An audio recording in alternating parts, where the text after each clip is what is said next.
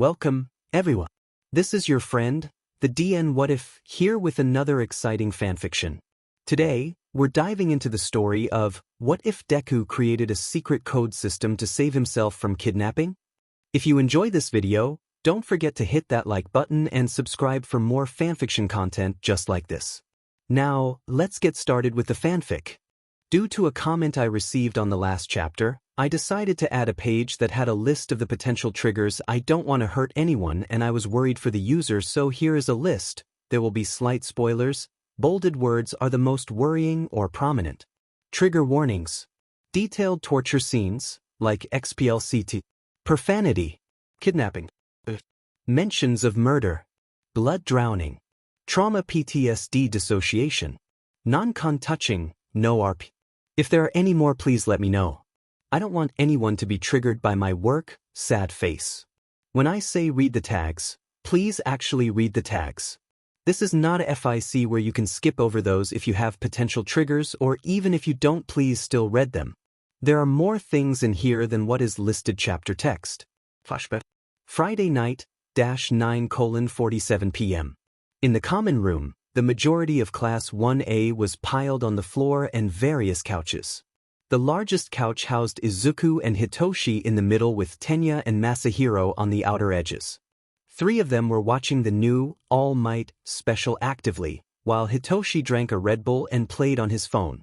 At their feet, at the large wooden table, were Denki, Mina, Shiro, and Aijuru, who were all near tears as Katsuki whacked each of their heads, in turn calling them stupid. Each of them had begged Katsuki for a tutoring lesson after flunking the recent math test, but none of them were prepared for the consequences. While Shiro hadn't failed, he'd thought it would be funny to watch his friends freely get bullied. The smallest couch to the left of the larger one housed Kyuka, Momo, and Shudo. They were all shoulder to shoulder, but none of them minded, considering nobody was being disruptive. Since there was no more room, Fumikage had to pull a chair up next to them.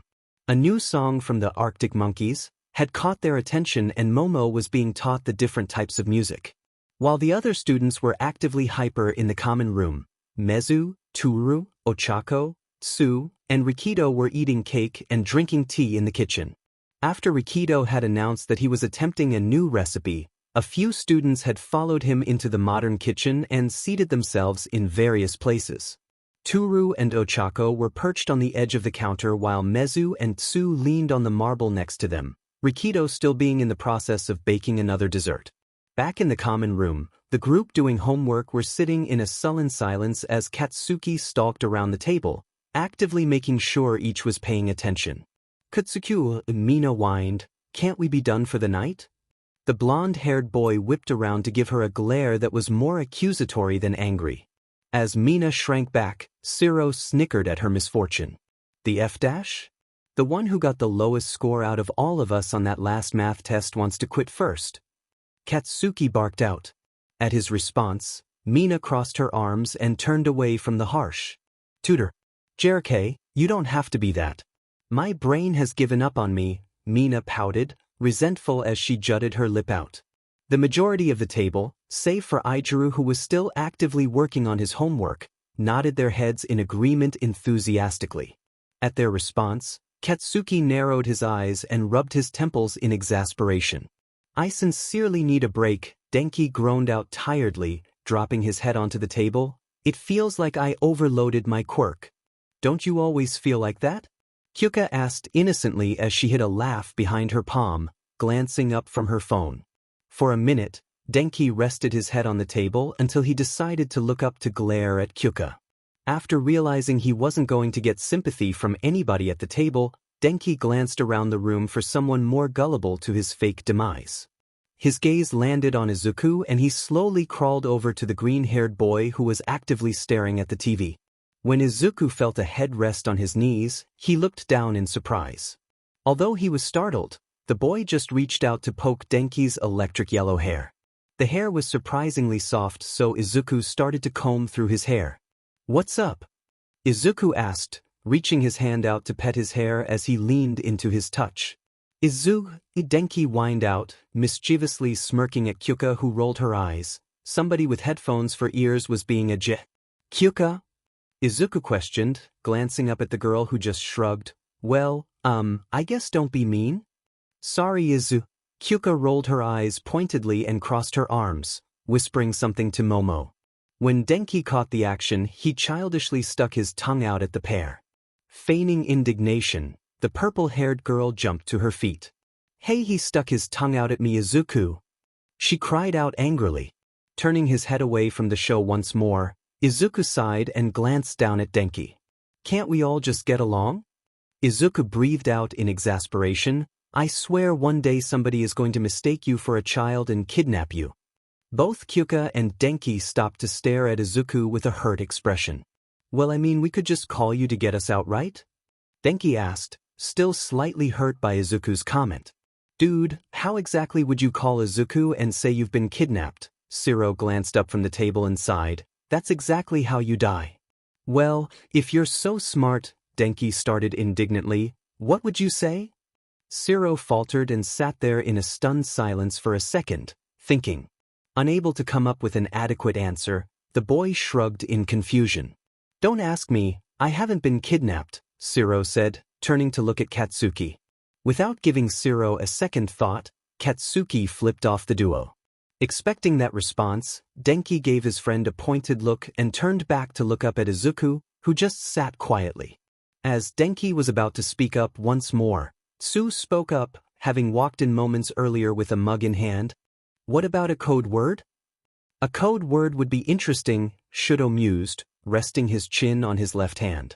As the class president, I believe this would be an adequate countermeasure to violence, Tenya said loudly, chopping at the air to emphasize his point.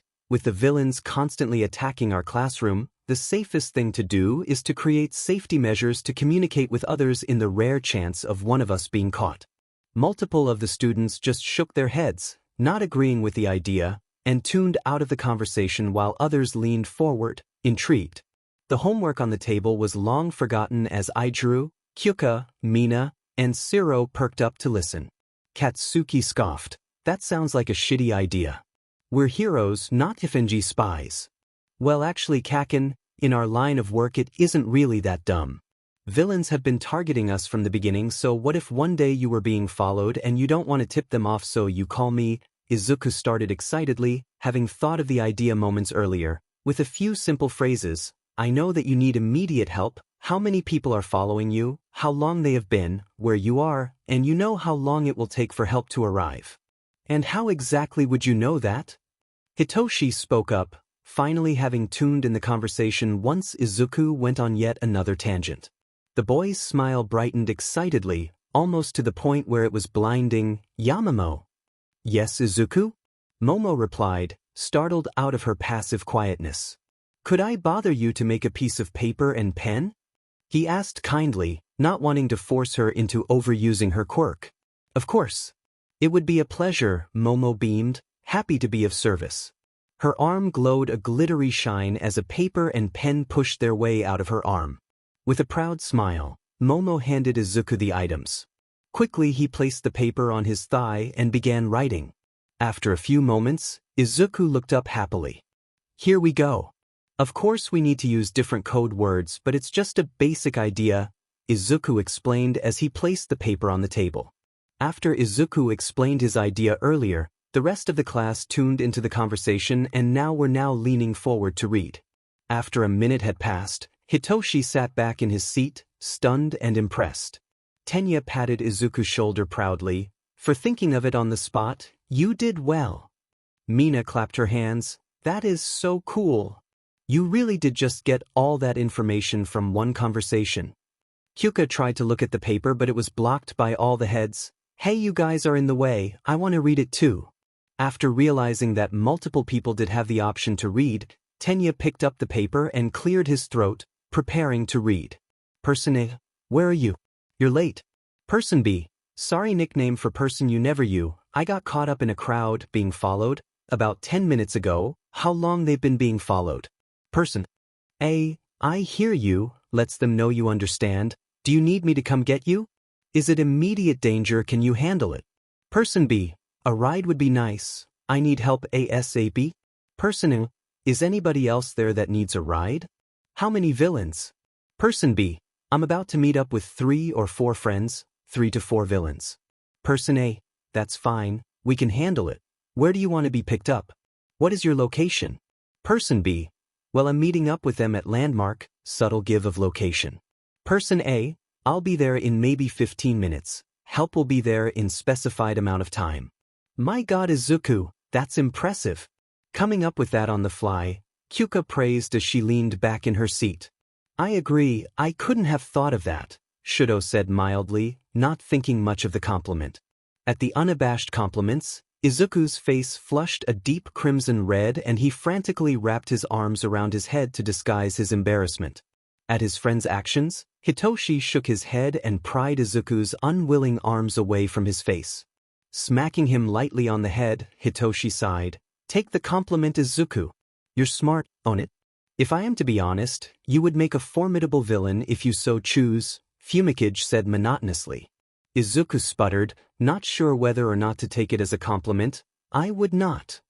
With a red face, Izuku attempted to shrink back into the couch cushions at the entirety of Class 1, as disbelieving stares. Even Katsuki gave him an arched eyebrow that practically screamed, liar. I wouldn't. All right. Izuku stammered out. Hitoshi patted his back comfortingly. It's okay, Izuku, just because you'd be a powerful villain doesn't mean you act like one. Agreed, Karo. We only meant that your intelligence would be frightening if you were on the other side, Karo, Tsu explained calmly. The explanations his friends gave calmed him down and he let out a breath of relief before relaxing into Hitoshi's side. Izuku was always a sucker for cuddling and often got antsy whenever he wasn't touching one of his friends. All of the students were aware of Izuku's strange habits but did nothing to stop him from curling up next to them to take a nap. While Izuku was the most comfortable around Hitoshi, he wouldn't hesitate to be near everyone else. Hey Deku, what would you do if you called me and you're in trouble? Katsuki said, frowning but he was genuinely curious. You already call me effing Kaken. I'd call you Katsuki, of course. Izuku rolled his eyes and laughed good-naturedly. That should throw up plenty of red flags. Wrinkling his nose, it was clear that he didn't appreciate the name change. How that throws up red flags right now, Deku. Exactly. The more out of character it is, the better chance you have of them understanding. Izuku explained animatedly. Aijuru nodded along, now really into the idea of code words. Should we come up with a list? By now, the other students had congregated into the common room and were enjoying the exchange. Even Katsuki had sat down to watch.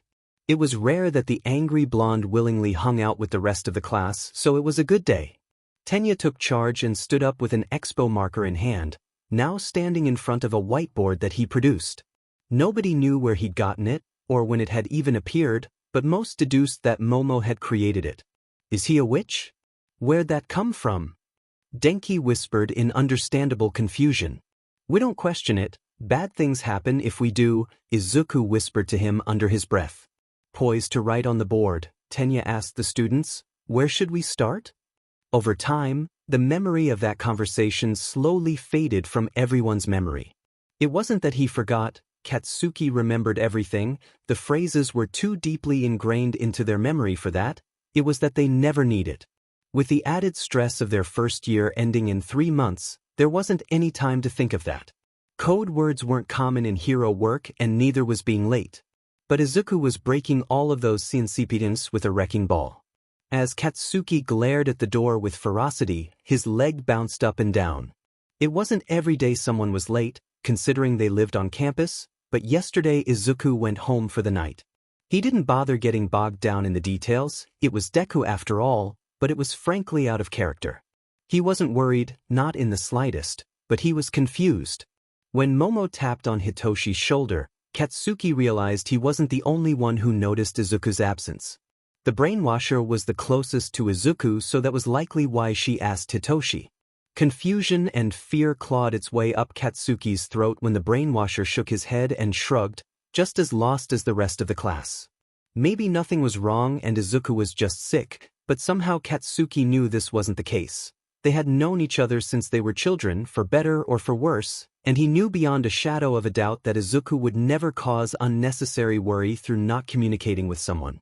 And so, When Katsuki noticed Hitoshi dialing Izuku's number, he jumped out of his seat and commanded him to put it on speakerphone.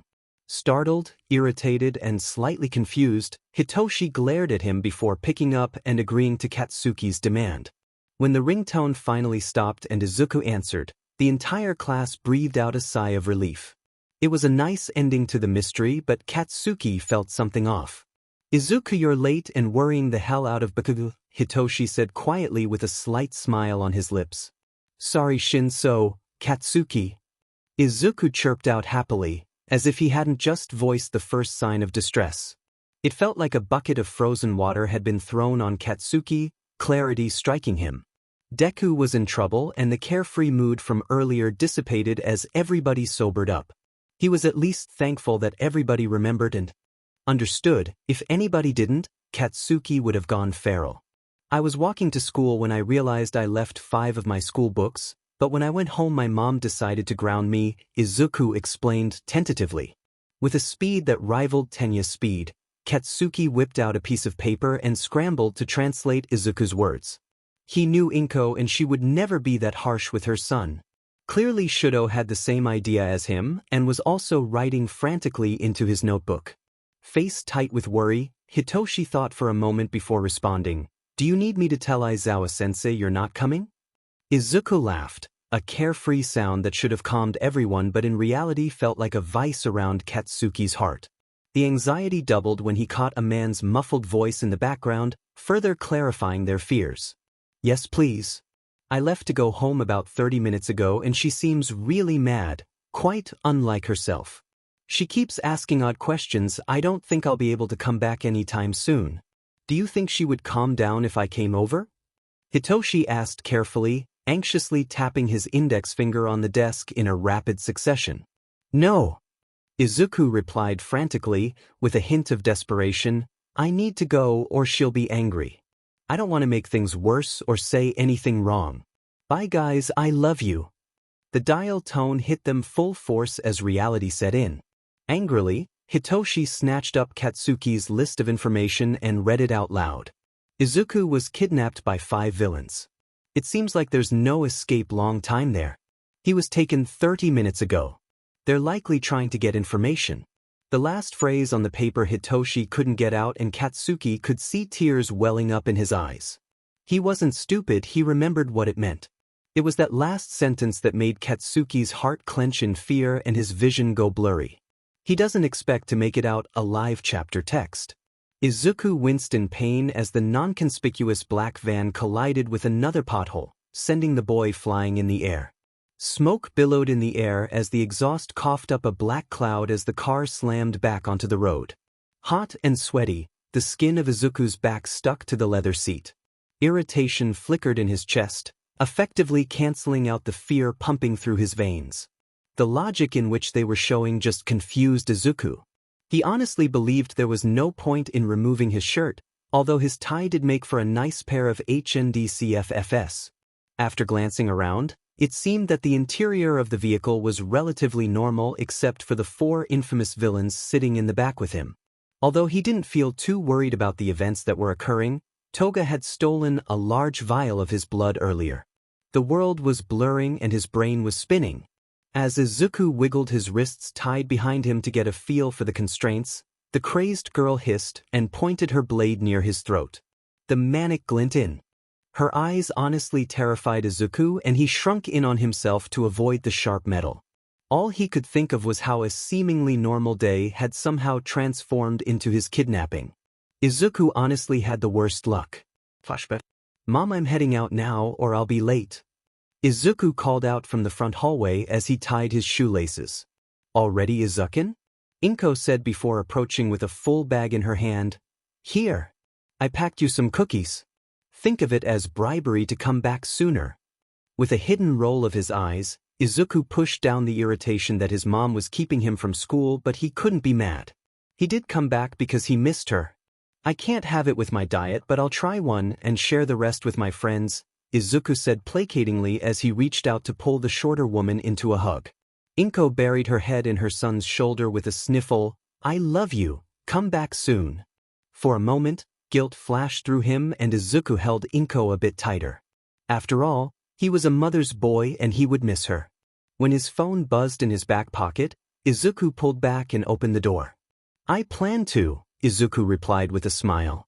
"Tell your friends I said hi." Inko called out as Izuku skipped backwards, waving goodbye. "I will, I love you." Inko smiled brightly at him, then shut the door. Heels clicking against the pavement, Izuku walked with a slight skip in his step. He had been feeling homesick and got permission from Aizawa to visit his mom. It had taken almost 2 weeks to convince his teacher, and when he finally did, Izuku left the following night. As he walked across the cracked pavement, cars whistled past and Izuku glanced up at the loud traffic. Japan always had some sort of traffic on the route from his house to the school, despite its seclusion. It may be a smaller area, but Izuku noticed that he almost never saw the same person twice unless they lived there. The intersection before him was bustling with activity and Izuku sighed, knowing that he'd have to wait a while to cross the street. As he waited from the park area, the sound of crying shook him out of his thoughts. With a confused glance, Izuku turned around, followed the noise. In the park, pink flowers littered the ground and the trees. The small sniffles he'd heard had slowly stopped and Izuku was tempted to leave, but suddenly he saw a large figure. As he got closer, his eyes widened in recognition. On the ground, a little girl with blonde curly hair and striking green eyes sat bawling her eyes out. But the figure behind her was what terrified Izuku. Shigaraki was hunched behind her, leaning down so his face was near hers. The villain had his hand wrapped around her small throat with his pinky raised and a manic grin on his face. As a student, Izuku had no clue what to do.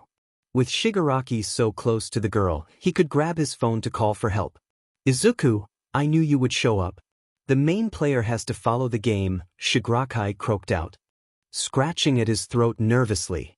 "Shigaraki," Izuku said carefully as he held his hands up innocently, "let the girl go." The villain's eyes flickered around the park before glancing down at the child. "Oh, her? She's just an extra, a NPC if you will." Watery eyes made contact with Izuku's and he gave her a comforting smile. While it did little to calm her cries, her shoulders visibly relaxed. Her mouth wobbled as she mouthed to him, "I'm scared." Careful not to make unwanted movements, Izuku slowly stepped forward.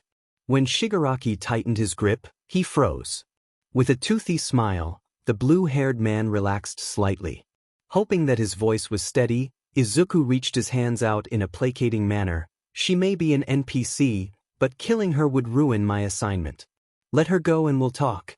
Shigaraki's eyes widened as realization flooded his face. Easily enough, Izuku could pick apart his thought process. With another dry scratch to the throat, he nodded absent-mindedly in agreement. "Yes, you're right. I shall dash." He paused and anger flooded his face. "That's not what I'm here for. Get in the van. The girl goes free first, then I get in the van," Izuku said steadily, softening his features towards the little girl. "Helly, my name is Midoriya, but you can call me Deku. It's my hero name." She glanced back at Shigaraki fearfully, then when he just rolled his eyes, the girl turned back to Izuku. I'm Yachi, Mr. Deku," Yachi said softly, watery eyes filled with hope. "Are you really a hero?" He nodded. "Yeah, I am. Don't worry, Yachi-chan, you're going to be home safe and sound in just a few minutes. Do you promise?" Yachi asked, eyes welling up with tears once more. Izuku soothingly quieted her. "I'm a hero, remember?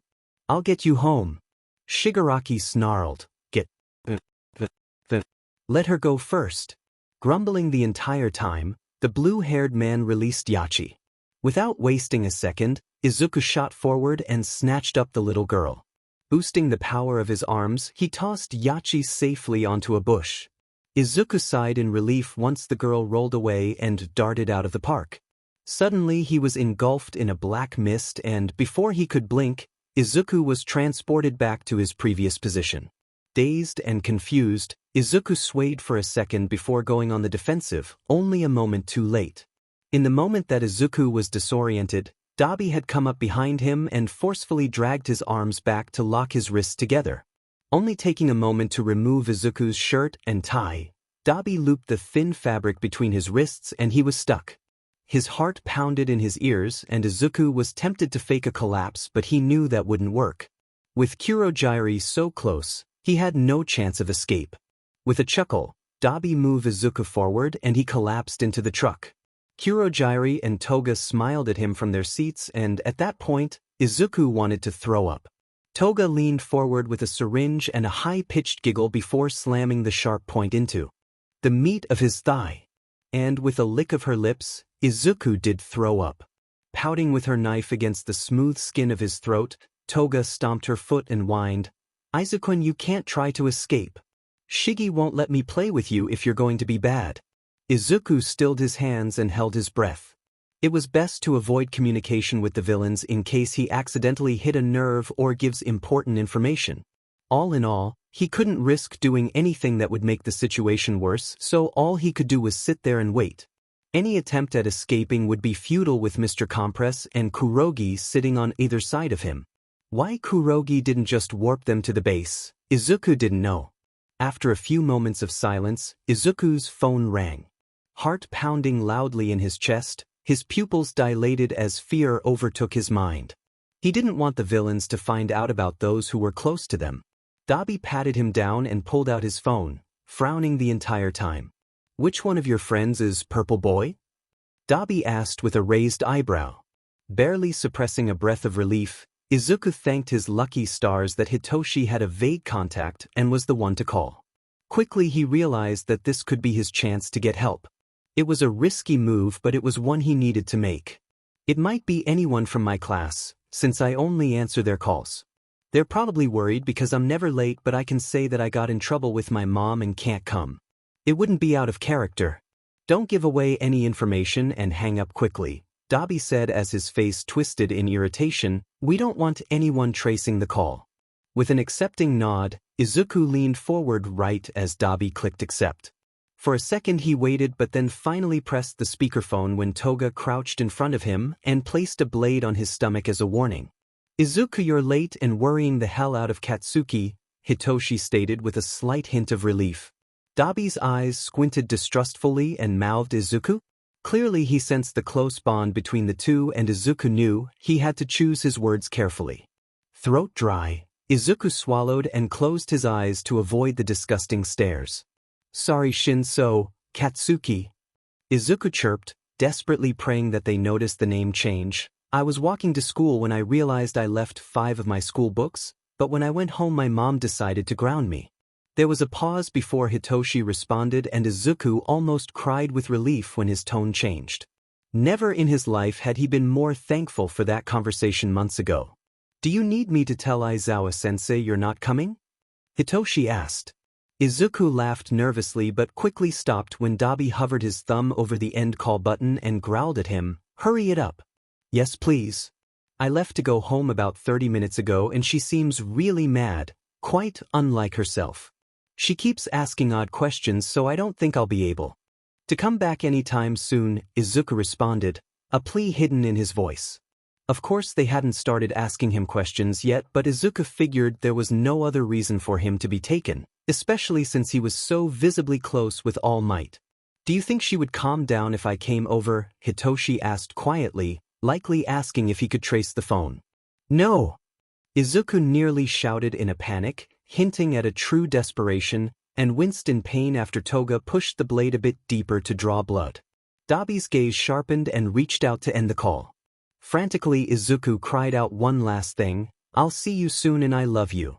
There was a ringing in his ears as he realized the meaning of what he just said. False hope was the worst thing he could give his friends, so decided to not give them any. Izuku was coming to terms with the fact that he just admitted to failing everyone, but now wasn't the time. The more he thought about it, the more he realized he would miss out on if he let himself be killed here. Katsuki, Hitoshi, Shudo, Ochako, Tenya, Aijuru and all of his other friends in Class 1A were counting on him to stay alive. After steeling his nerves, he sat up straight and closed off his emotions. They would only get in the way. All he had to do was survive and all would be forgiven. Dabi snarled at him as he incinerated his phone with blue flames, the screen crumbling to ash in his palm. "They know, don't they?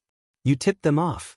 In this situation, being the Izuku they knew would only get him and his friends killed. Earlier he was on the verge of tears, but now his eyes held no remnants of those emotions. A moment of weakness was the choice between life and death. Careful not to put too much weight on his wrists, Izuku leaned back against his seat casually and swung his right ankle to rest on his left knee, knocking Toga's knife out of her hands. I have absolutely no clue what you're talking about. I stuck to the script that you approved. You little sheet. You're on thin ice here, you know that, right? If you aren't careful, you're going to die. Dabi's voice was venomous, but there was clear confusion on his features. Tilting his head, Izuku pretended to think about it before tilting his head forward to stare dead into Dabi's eyes. Surprise flickered across the man's face at the coldness in the student's gaze, but the villain quickly recovered. He'd obviously dealt with worse, and Izuku knew this. Hate to break it to you, Shrek's uglier brother, but I already knew that. The boy ripped through his constraints and clasped his hands in front of him with an icy grin. And if you aren't careful, you'll play right into my hands, but you already knew that. Didn't you? It was all a bluff, and underneath the exterior was a terrified child who didn't know what to do. But Izuku knew he had to act, and, despite being villains, they were still people. And people were as gullible as they come. When all four villains jumped into action to restrain their prisoner, he just held up his hands innocently. The action did little to ease the anger of his captors, but luckily.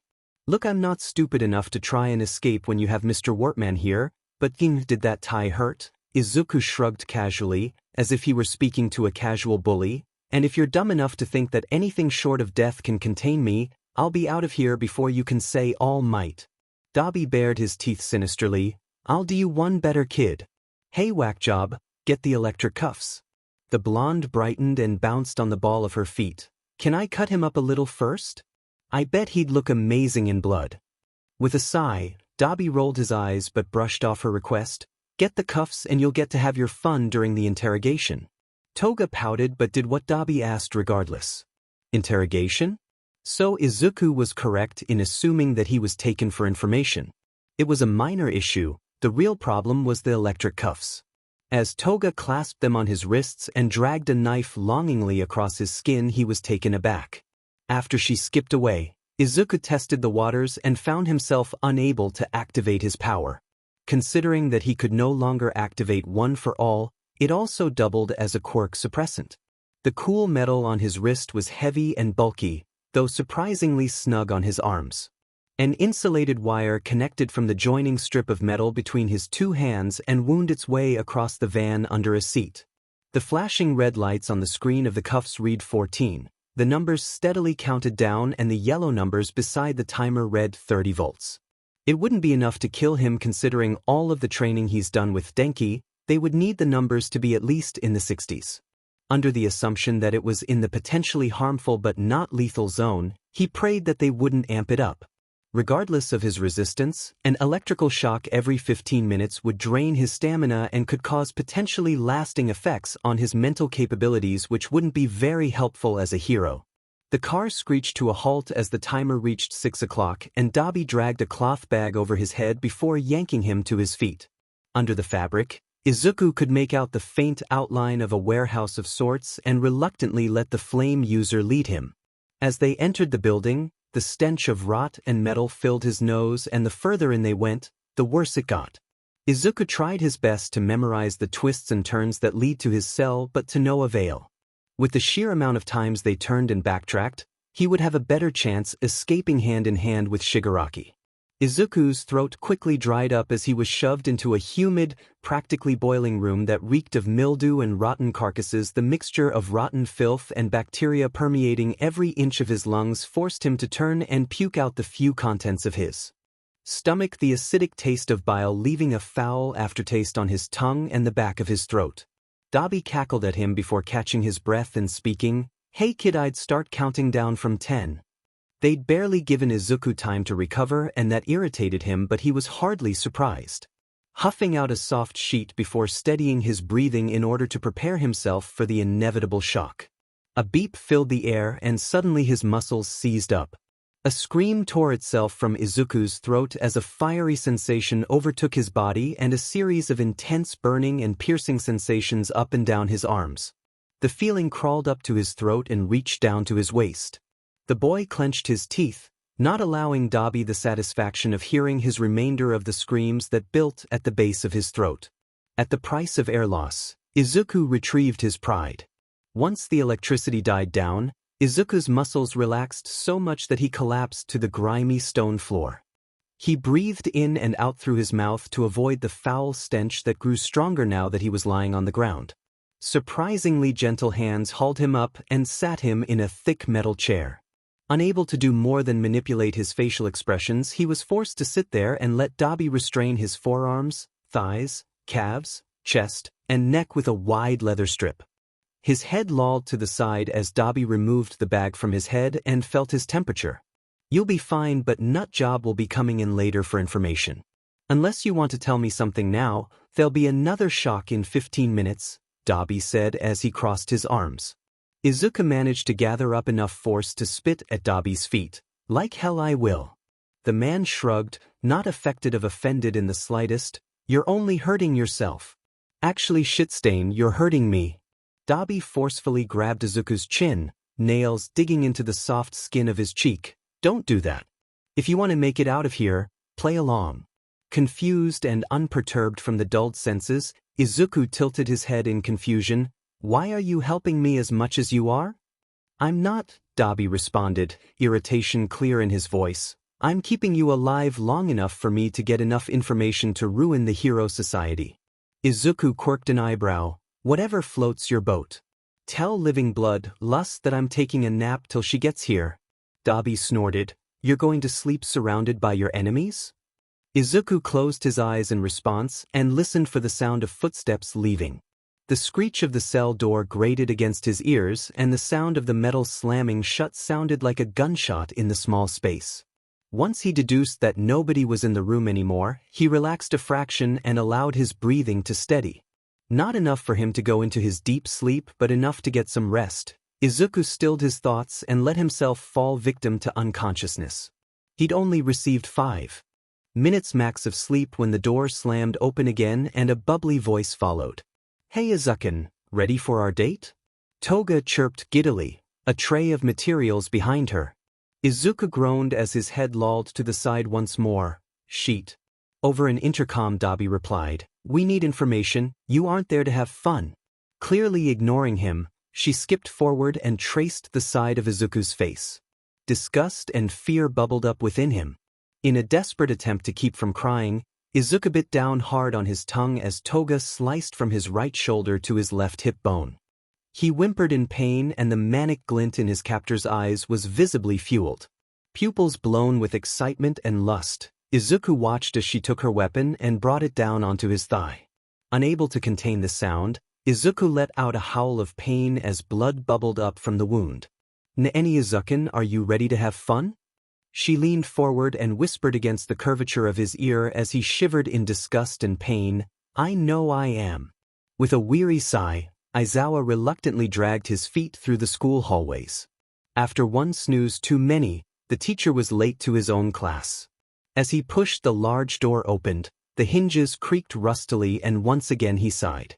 Maintenance would be a hassle to call. Maybe one of Powerloader's students would be willing to come take a look. The man owed him a favor or two anyway. While Aizawa mentally prepared himself for the tiring events of the day, the teacher was hoping for at least one of 3 events to occur: an easy day, no stress, and for nothing to go wrong. These things were simple, and yet none of them came to pass. In fact, the opposite of each one occurred. Normally when Aizawa entered the room, each student was prepared in their seats, yet today they had congregated around Midoriya's desk. Something in the back of his mind was screaming at him that something was wrong, but Aizawa pushed the nagging sensation aside. As much as he wanted to be upset with his students for not being in his seats, Aizawa knew better than to upset the tense atmosphere. "Where is Midoriya?" he asked cautiously as he approached the crowd of students, recognizing all the faces save for the green-haired child. At the sound of his voice, each student turned to look at him. With a closer look, Aizawa realized that a select few were crying. Many others' features were twisted in anger. Immediately he went into high alert. Aizawa wasn't dumb, not in the slightest, but it didn't take a genius to realize that something is wrong. There was a long silence, and Aizawa feared that another question would collapse the peace. Not a single student made a move until Bakugu stood with a piece of paper in hand, the object being wrinkled from being trapped within his right fist. Bakugu shoved the notebook paper in his direction and Aizawa pet an eyebrow at the forcefulness of the action. Deku called us. This is what we know, he hissed out in anger. Taking a moment to skim over the paper, he blanched at the offending item.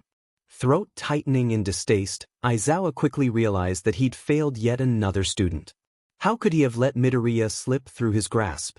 There was entirely too little coffee in his system for him to grasp the concept of action over self-punishment.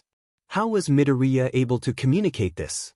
I don't doubt any of your abilities, but none of you are mind readers, Aizawa stated gently, unsure of how to handle the fragile emotions of his class. Kirishima spoke, voice clearly edging a severe breakdown. A while ago we came up with code words and phrases for fun. Well, none of us thought that we'd actually need them until Mito called 5 minutes ago and the first words out of his mouth were Shinso and Katsuki. Slowly lifting his gaze, Shinso gripped the edges of his desk so forcefully Aizawa feared it would break. I thought he was just joking with me until he said Katsuki and then that tipped me off. After he said his mom was angry at him I knew. Not that I can't believe that Inko-san is capable of anger, it's that Izuku had already texted me that he left the house.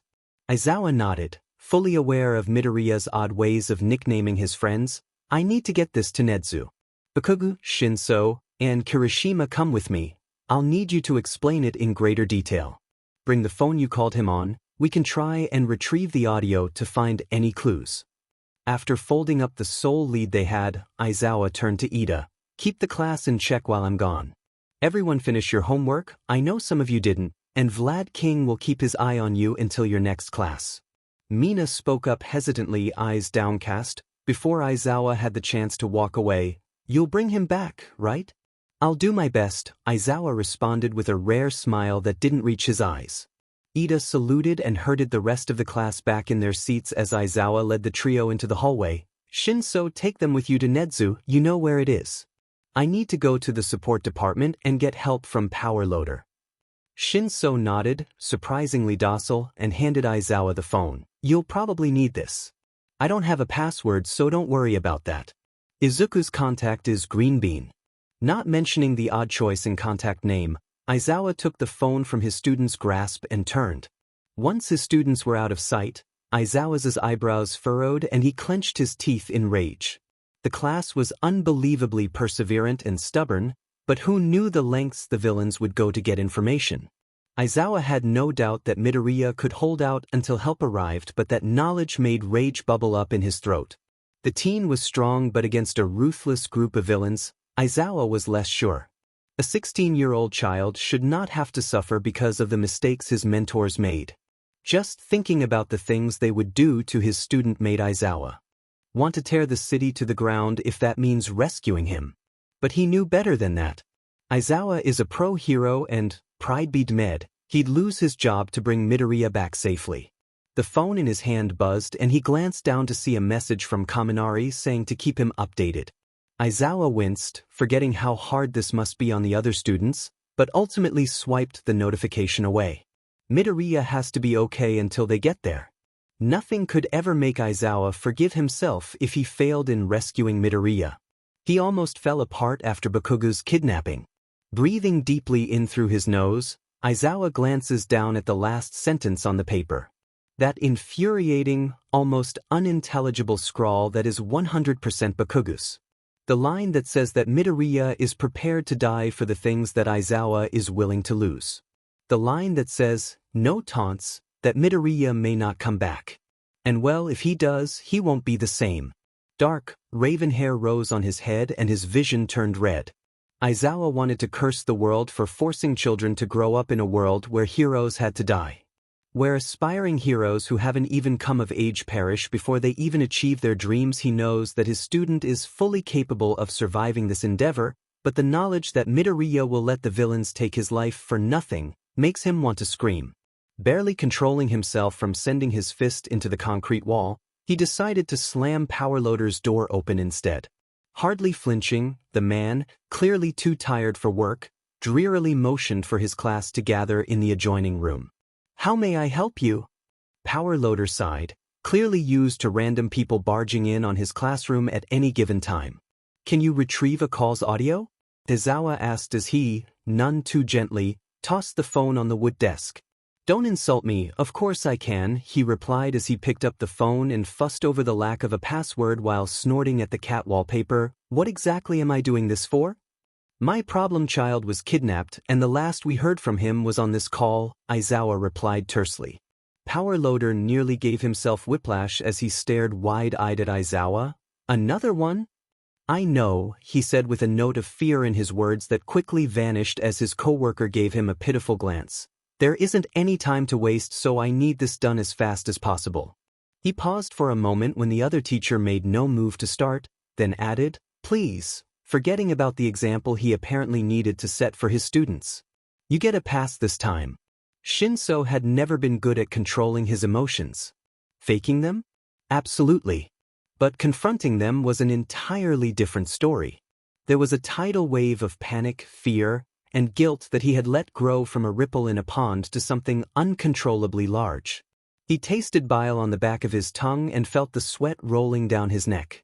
Shinso glanced down at his hands to see they were subtly trembling. Panic attacks were common for him, but Midoriya needed him more than he needed to break down. His best friend, brother, platonic soulmate, or whatever you wanted to call him.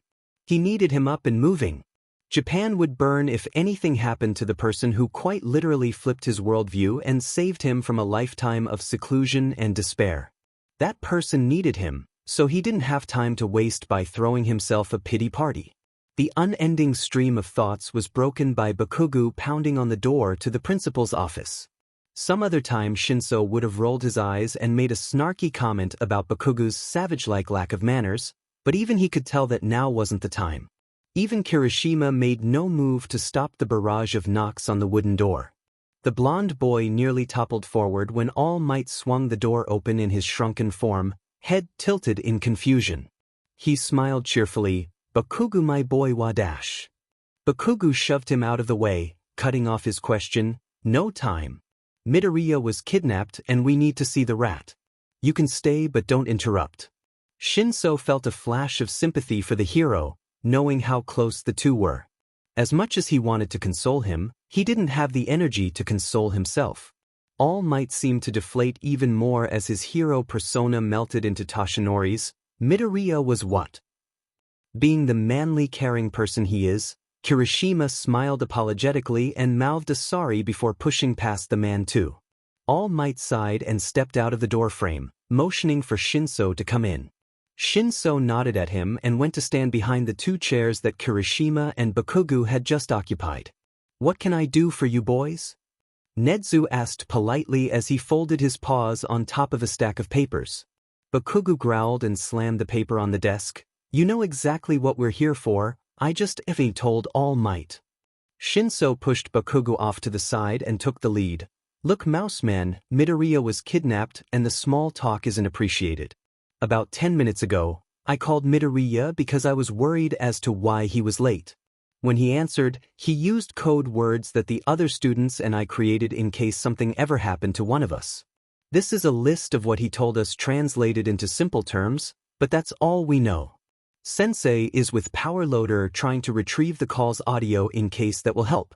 Nedzu's face turned as grim as Shinso had ever seen it, which was not often. I see. Please join Aizawa in the support department as I make a few calls. I can call a friend in the police force. Detective Tsukachi Naomasa is the finest I know, and if any of them could find a lead, it would be that man, Toshinori added with hopeful eyes.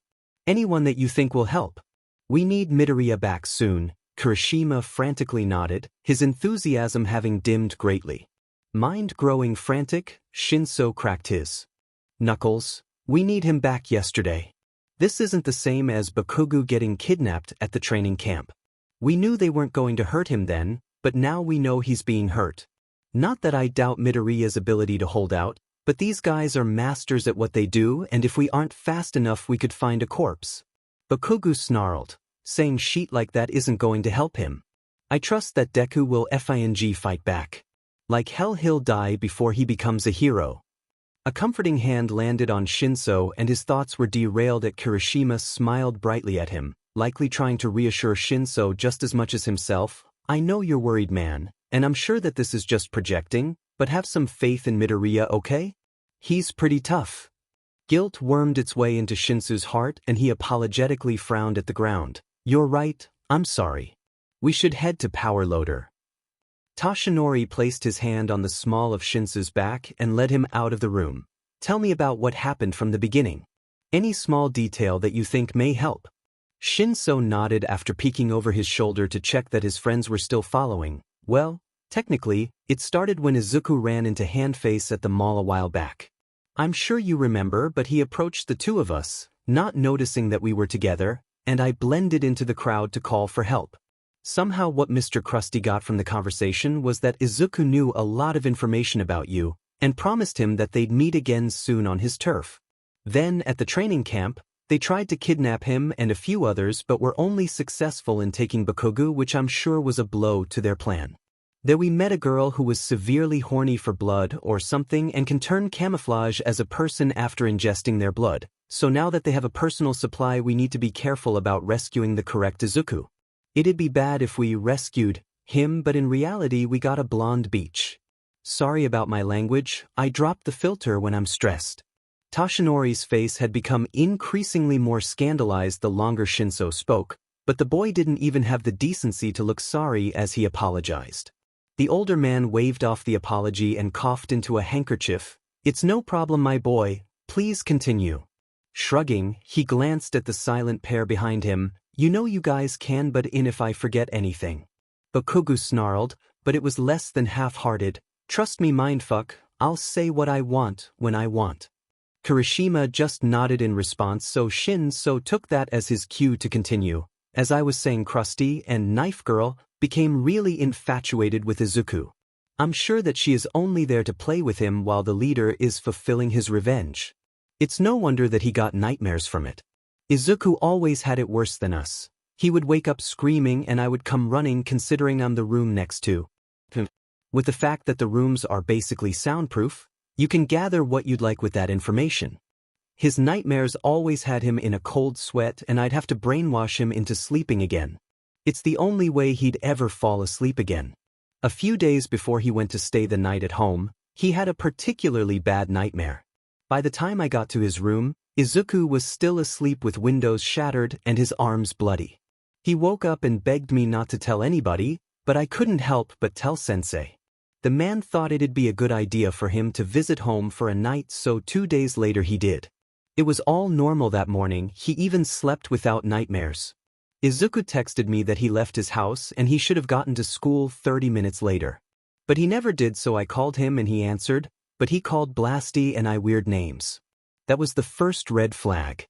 Kirishima piped up, so every Friday everyone meets up in the living room of the dorm and we hang out. A few months ago, Tsuchan thought it'd be a good idea to come up with code words in case one of us ever got in trouble. The word, or words, that we chose to tip us off for code words was to call the person a name that you would never use. So when he called Shinso Shinchan, who he normally calls Hitoshi, and Bakugo Katsuki, who he normally calls Kaken obviously, we knew to listen to code words. It was effing weird because he sounded so normal, except everything was far from normal. Bakugo cut in. He told us that there were 5 villains and he had been kidnapped for 30 minutes by the time we called. Deku even laughed like we were having a casual conversation, but he was cut off by a voice I'd recognize from anywhere. It was that Blue Fire user, that beach called Dobby. He told Deku to hurry it up and obviously hurt him. The last thing he said was that he loved us, which some fucker thought was a good idea to have as a code for, I think I'm going to die. Not long after was when Sensei came in and we're here. Footsteps halting outside a door, Shinso looked up from counting the tiles on the floor to see the support department. Bakugo had already pushed the door open to reveal their teacher next to a man who was leaning over the desk to swipe across a phone screen. Oi Sensei, did you get the call back yet? Bakugo asked, rather politely in Bakugo terms. The man glanced up and frowned. Yes. We're overlapping the audio with one of Power Loader's inventions to catch any distinct noises, but so far we've come up empty. All we got was a voice in the background saying for Midoriya to hurry it up, but there weren't any matches on any database. Bakugo scoffed, "Don't bother." It was Dabi. I'd recognize that sheet voice anywhere. Aizawa frowned and looked over Bakugo's head to make eye contact with Toshinori. "Have you contacted Tsukachi? He needs to know the league is acting up again."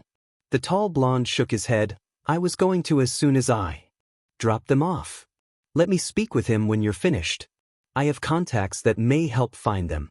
Shinso quirked an eyebrow. "Really? Just contacts? Are you sure we can trust those?" His teacher glared at him. "Yes," Aizawa hissed out, stressed out beyond the point of filtering his worry. "In case you've forgotten, I am an underground hero. I'm bound to have shady contacts, but these shady contacts may just find Midoriya, so I wouldn't complain." Holding his hands up innocently, Shinso rolled his shoulders back in a passive act of establishing stubbornness. "Forgive me for worrying that they'll tip off Krusty." "Krusty?" Aizawa questioned in confusion, glancing at Kirishima for context. Kirishima sighed and answered for his friend who refused to explain, "Shigaraki. We have a match." The sound of a construction company who only works on one project at a time. They have a distinct way of working that could be heard incredibly faintly in the background. I had to toss it through loads of processors. Power loader interrupted. Everybody scrambled to look at the screen and Shinso and Bakugo gasped in unison, "You're effing kidding. They were right outside you." Kirishima cried out, clearly agonized. "Don't freak out," Aizawa ordered. "They just happened to be in the school's general vicinity when they passed by. They were at least 5 kilometers away. Don't forget they have a member who can warp, so this may have just been a ploy to throw us off their trail." Just as Bakugo opened his mouth to argue with his teacher, Toshinori burst through the door, still on his phone. "Tsukachi says there was a little girl who witnessed Midoriya being taken." Pain flared across Midoriya's chest as Toga carved her name in cursive swirls on his abdomen. Giggling madly the entire time, she ran her palm from his abdomen up to his throat where she squeezed. The lack of air made his vision hazy and her figure blurred into the background. Just before he fell unconscious, she released her hands and kissed his temple. "I swear once I get out of here I'm going to sock this beach in the face."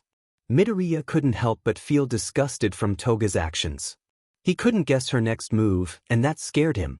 It had no rhyme or reason, leading him to believe that she was just the warm-up for a higher-up. The knowledge that this was not the worst to come sent a shudder rippling across his body. He wanted so badly to dissociate and leave the dingy cell behind, but he couldn't. Each time he tried, Toga would place the tip of her blade against his temple and force him to speak. When her hands wandered further down, Midoriya squirmed in his seat and snapped at her, "Aren't you supposed to be interrogating me, blood bank?" Toga's eyes darkened dangerously and she took a thin, needle-like blade and plunged at the webbed part of his hand between his thumb and index finger. All he could do was stare in horror as a blinding hot pain inched its way up his arm. A scream bubbled up in his throat, but he bit his tongue to choke it down. Any harder and he would have suffocated on his own blood. "God, it hurts. Don't cry, don't cry, don't cry. For the love of God, please don't cry. You can't give them that satisfaction." For a high school student, he had an ungodly amount of pain tolerance, but even this may have been too much for him. The last 3 hours had been shallow cuts and lacerations on his upper body with only 2 questions so far. "No matter how much I can take, the blood loss will kill me long before the pain will." So far she's avoided all major arteries. Whether it be my luck or on purpose, that's keeping me alive. "Izuken, don't forget who's in charge here. You're cute, but not that cute," she hissed out before grinning widely while trailing the tip of her finger along his forehead delicately. "I don't like to share, but maybe Dabi would have more luck." She leaned forward to whisper against the shell of his ear, her hot breath a striking opposite of the freezing room. "At least I'd get to watch as you'd get covered in lots more pretty blood." Just as she reared back to stab another needle in his hand, the cell door swung in and Shigaraki walked in. Flakes of dead skin fluttered to the ground as the man scratched harshly at his neck. His other hand held a camera and Midoriya's blood went cold at the implication. "Camera? There's likely going to be a video sent to you, no? I can't let them see me like this." Was this how Bakugo felt all those months ago? So helpless? Powerless? What was the point of All Might giving me one for all if I can't even get myself out of this? Get out. It's my turn, he ordered, a hint of anxiety laced in his tone. Tossing her knife in its sheath, Toga pouted and grumbled, "No fair, I wasn't done." "He'll still be here later," he snapped. "Now go. I'm the party leader, you listen to me." Her fingers inched their way across his chest and felt his skin as softly as a lover would. The careful sensitivity coming from the psychotic girl made Midoriya want to hurl, but with the lack of sustenance in his stomach, nothing would come out. Toga smiled and raked her nails down the cuts on his biceps, making tears well up in his eyes from the pain. A sick satisfaction took place in her eyes as a small whimper came out, much to Midoriya's demise. "I'll be back later, Izuken," she stated happily as she skipped out of the room, the door slamming shut behind her.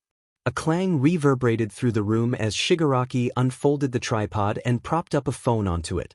The flash clicked on and the light burned into his retinas after hours in the near pitch-black darkness. At the top of the phone, a red LED light blinked steadily, indicating that the video was rolling.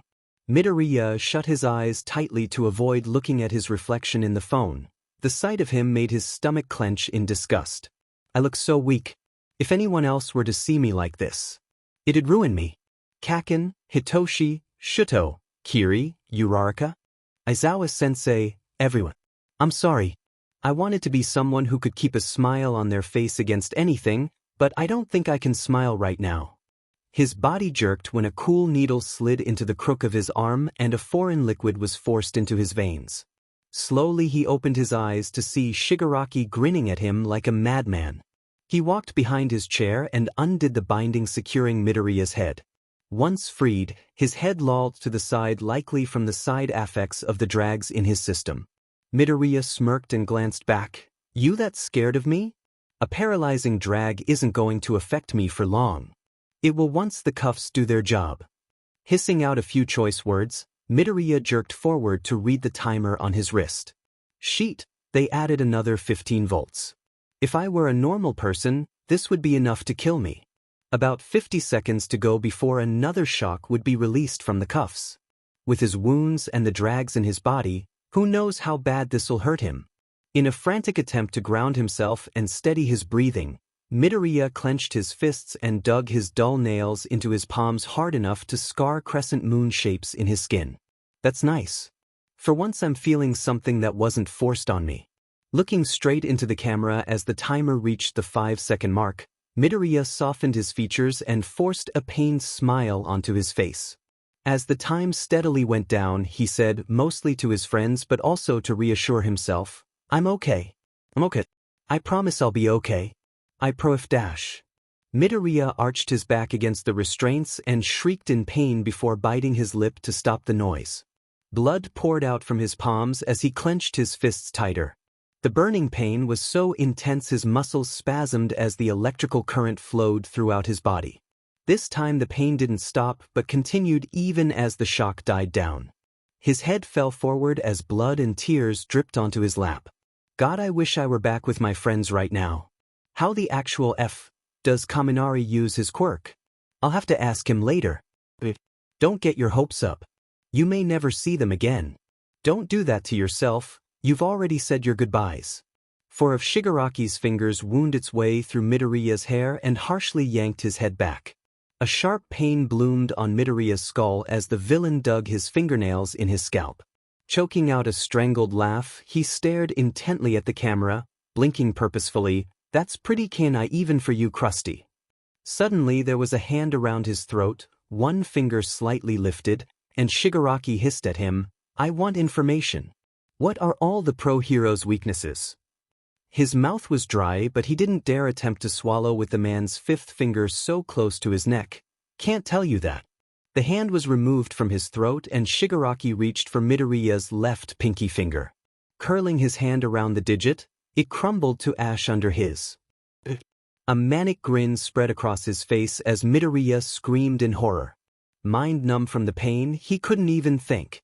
All that went through his mind was the searing pain sluicing through his veins as blood poured out of the wood. It was like nothing he ever felt before, and he wouldn't stop the tears from streaming down his face at the loss of a finger. Despite the pain, he kept opening and closing his eyelids, thankful for some sense of grounding purpose. Okay, I'll ask an easier question. What's Endeavor's weakness? You don't like him, right? His body was cold and numb from the lack of blood. His eyelids felt heavy and all he wanted to do was sleep. It drained what little energy he had to spit at the villain's feet and snarl at him, like hell I'm telling you. Eye twitching in anger and impatience, Shigaraki growled. I'm going to kill you if you don't tell me something. Here's something, when you live for someone else, you're prepared to die. That's what a hero is, right? Midoriya replied sadly. Sighing, Shigaraki reached his hand out once more, but this time for the right pinky finger. Midoriya's mind was screaming in horror and anxiety. Please stop. Please. I don't want this. I don't. But his loyalty to the people he considered his family was too great, and he clamped his mouth shut. As soon as the man's fingertips touched his skin, Midoriya blacked out from the pain. Dreams were a foreign idea to Midoriya, but nightmares were familiar. Almost like an annoying fly that keeps buzzing around your ear but darts away whenever you try to smack it away.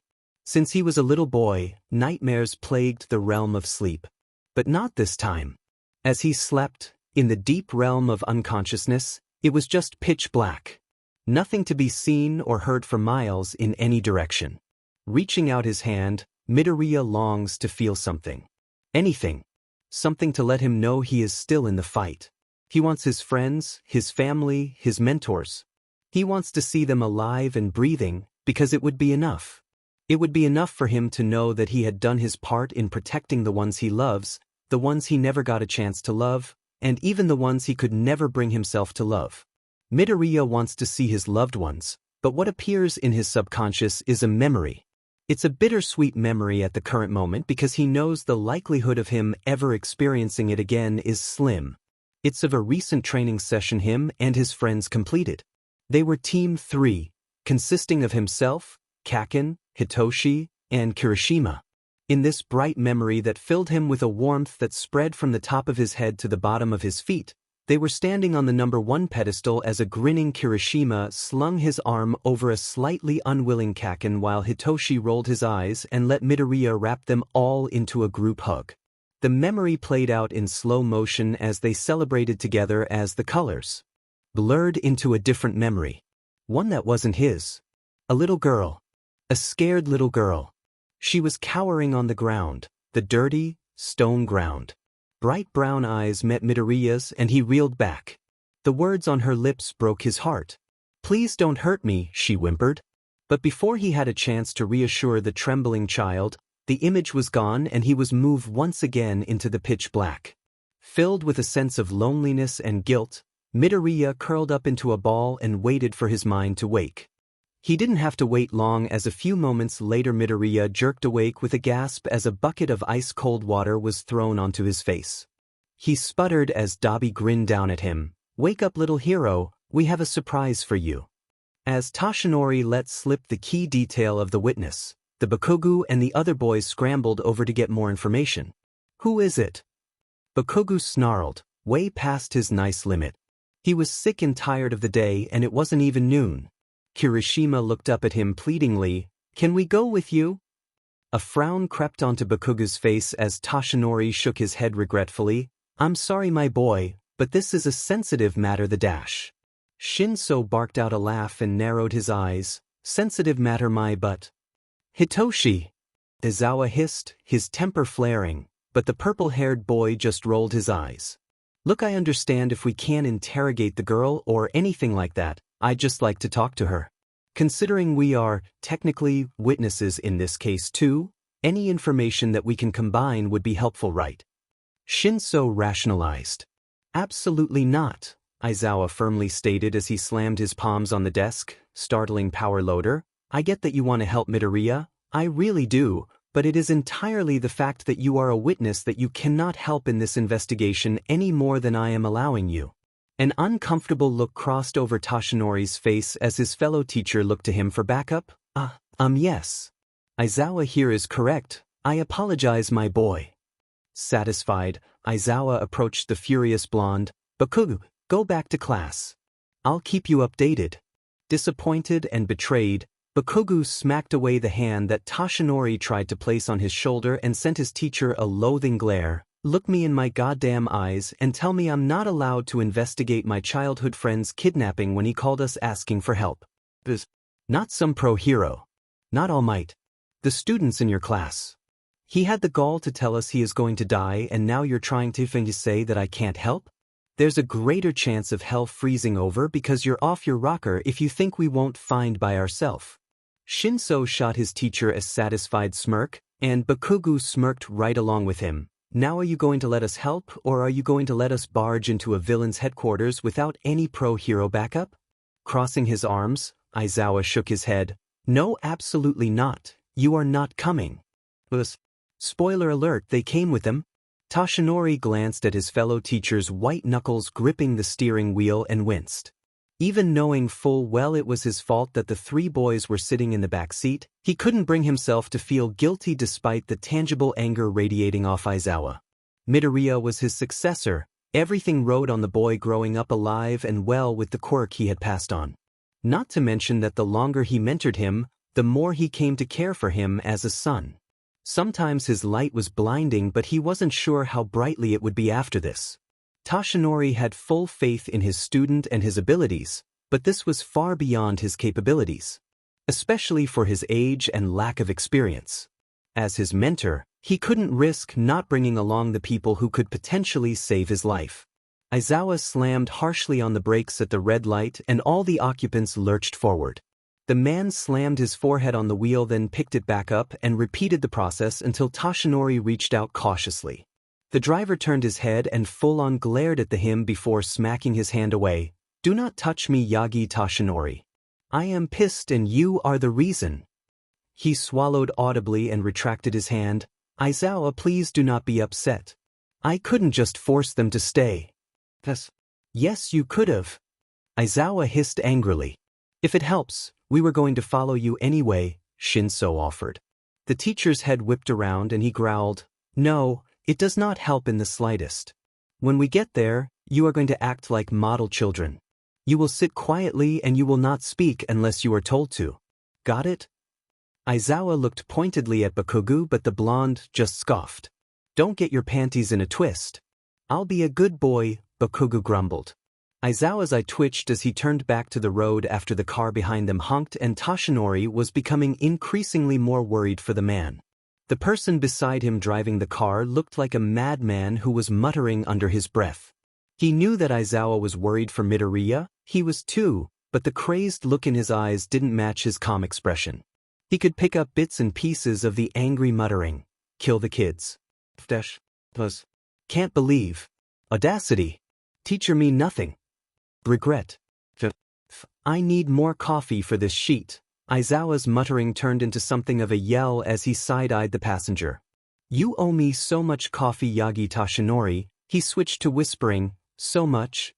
Yes, Toshinori was extremely worried for the man. Bakugo glared at the family sitting nervously in the interrogation room. Although he was told to trust Tsukachi's process from behind the two-way mirror, something didn't feel right about the parents. Especially the mother. He didn't trust her. Even as the detective was friendly and understanding as built a report, as Aizawa called it, the woman still flinched at every movement. Would think that she didn't trust him. Bakugo frowned and focused on the conversation. So, I am going to be asking a total of 7 questions, then after a background check you are free to leave. Okay, Mr. Sakura-san and Mrs. Sakura-san. The questions will be focused towards Yachi-chan, but seeing as she is a minor, please feel free to stop her from answering if you feel uncomfortable with the question. The parents nodded and glanced at their daughter before quickly looking back to the detective. Please begin. Tsukachi cleared his throat and readied his pen. Yachi-chan, can you please summarize what happened? The little girl swallowed and reached for her mother's hand, although Bakugo noticed the woman's slight flinch. I was playing when a man grabbed me and threatened Mr. Midoriya to get in the van. He let me go once Mr. Midoriya agreed. Midoriya? He must have been truly freaked out to give the kid his actual name. What was the time and duration of the incident? I don't know. It felt like a very long time that the villain kept me. Yachi struggled to remember. That's okay. Do you know where it happened? Michim. It happened near the edge of the woods where I normally play. How did the man get a hold of you and how did he get Midoriya to go with him? I was busy sitting climbing a tree when Ichi grabbed me and T told me not to move or he'd kill me. She stuttered out painfully and Bakugo actually winced at the display. And Mr. Midoriya came by and T, the villain, said he'd kill me if he didn't get in the van. Tsukachi gave her a soothing smile. You're doing very good, Yachi-chan. Just 3 more questions. Did anybody else happen to see it other than the villains? I don't think so, but I was too scared to think. That's okay. Where did you have physical contact with the villain? He put his hand on my throat. Did you see what the van looked like? If so, please describe it as best you can. I didn't see it, Yachi answered dejectedly. That's all right. Do you remember if the villain said anything important like why he wanted to take Mr. Midoriya? I think he wanted information. Last question. Did Mr. Midoriya say anything that you think might be helpful? You did a great job, Yachi-chan. Tsukachi smiled softly before standing and shaking hands with the parents. We will keep in touch if there are any more questions, but for now please exit the room and Officer Braun will instruct you on what to do next. Bakugo studied the family intently as they gathered themselves and stood. The mother tried to shakily pull her hand from the child's grip, but she kept a firm hold. He really didn't trust the mom. She was too suspicious around her family. What kind of mother, other than his own, would openly be distrustful of her family members? He'd have to tell Aizawa. Bonus Toga POV. Letting the disguise melt off her body as the blood splattered across her face dripped to the floor, Toga stretched to her full height and gave a little grin before shooting a message to Dabi. Mission accomplished. I'll be back with the girl in a few minutes, tongue sticking out. Read, 1 minute ago. She let out a huff and pouted, mumbling aloud. He never responds. The least he could do is message me back after he had me play a kid. The clicking of heels against the smooth tile echoed in the living room as she stepped over the 2 dead bodies with a satisfied smirk. After bounding over to the closet and yanking the door open, Toga grinned down at the small, familiar girl cowering in her bonds. Donsha agree that was rude of him, Yachin? As Dabi moved out of his field of vision, a dark shadow that was not there before he slept stood in front of him. His vision swam as a spotlight flickered on and the shadow turned into a glass cage. Midoriya squinted, then dawned on a look of horror as he saw the girl he had saved, Yachi, chained to the floor and struggling with all her might. When his restraints let out a beep then released his wrists, Midoriya shot out of the chair and ran full speed at the glass only to be repelled. He whipped around only to realize that Dabi had already exited the room and was likely behind the 2-way mirror that faced the back of his chair. So, Deku, Shigaraki snarled over the intercom, do you like your present? Toga got her just for you. Let her out. Midoriya enunciated, now. Dabi pouted, hey now little hero, don't be like that. Stalking over to the 2-way mirror, he banged on the glass and it made a shuddering noise. With a scary accuracy, he looked into the mirror and growled darkly, I said. Let her the F out, Dabi. Oh scary, he used my real name. Snickering, he made a face behind the glass. On to the main show, Midoriya, I have questions for you. Each time you refuse to answer a question, her chain will get shorter. When I finish, water will pour in from the ceiling and if you have answered all of my questions she will live. The chain is long enough so that she can float at the top. But if you don't answer 3 of my questions, she'll die, Shigaraki said with a smile in his voice. Now, question number on dash. I won't answer any questions. Put me in her place, Midoriya ordered. Dabi clicked his tongue. That's not how it works. Little Yachi can't answer any questions, but you can. Do you still refuse? Yachi looked at Midoriya pleadingly, but he turned his head away guiltily. I refuse. The clanking of chains blended in with the little girl's cries and Midoriya hung his head in shame. It's the right thing to do. I have to do it. I have to. I'm so sorry, Yachi. Fine quest dash.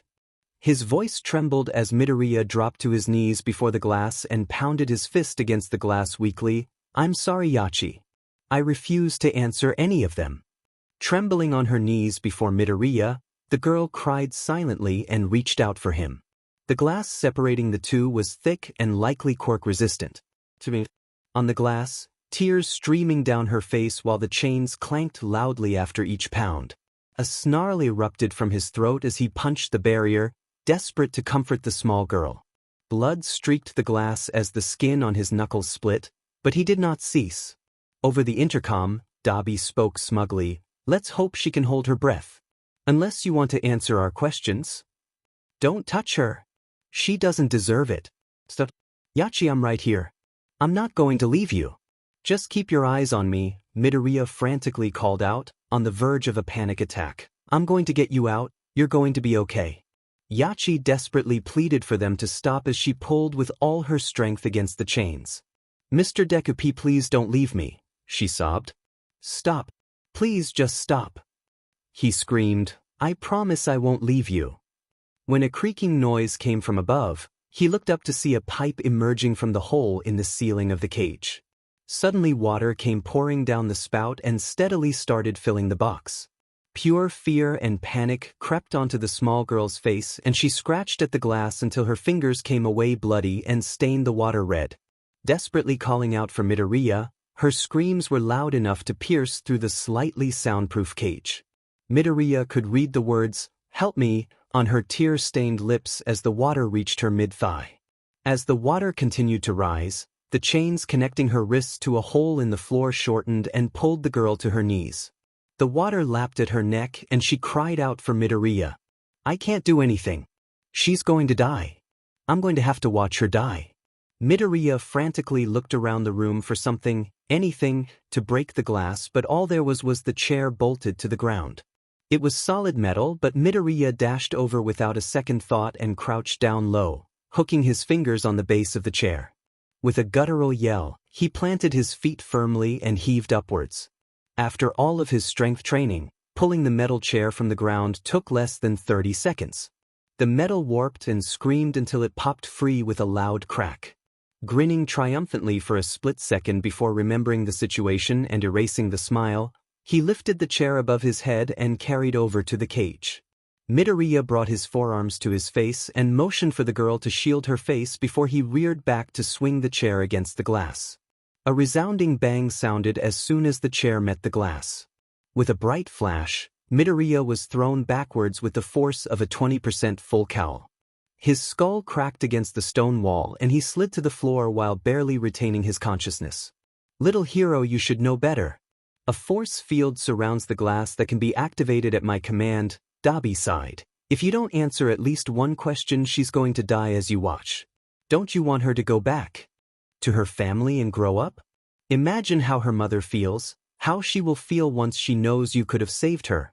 The words were slow to register in his brain, but faintly he could feel the agony and guilt. He knew the right thing was to sacrifice the one to save the many, but that knowledge didn't make the action any easier. "I'm sorry. I'm so sorry. It wasn't supposed to be like this. If I could trade my life for you, I would." She couldn't have been older than 8 and she was struggling to keep her head above the water. Her expression would haunt his nightmares for the rest of his life, her tear-streaked cheeks, gaunt eyes, and pure terror written across her face. Groaning, his head lolled to the side as a painful cough racked his body. "Yachi? I'm sorry." Midoriya limped over to the cage and placed his palm gently on the glass, blood pouring from the gash on his head. Apologies spewed from his lips as Yachi reached out to place her hand against his but fell a few inches short. A calm settled over the girl and her breathing evened as she realized that, at the very least, she wouldn't have to die in a strange place alone. The water bubbled over her head as she took a deep breath and plunged underwater.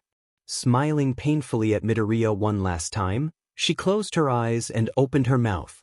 Bubbles of air floated to the surface as she blew out then inhaled. As the water infiltrated her lungs, she convulsed and jerked against the chains. "No!" Midoriya screamed painfully, "You didn't deserve this. No. Please no. Stop, let it be me." As her body twitched, Midoriya's cries quietened until he was whimpering softly, "She didn't deserve it. She didn't deserve it. It should have been me. Why couldn't it have been me?" When her body stopped moving and relaxed, Midoriya's cries quietened and he slumped to the floor defeated. He rested his forehead against the dirty tile and let out a tortured scream.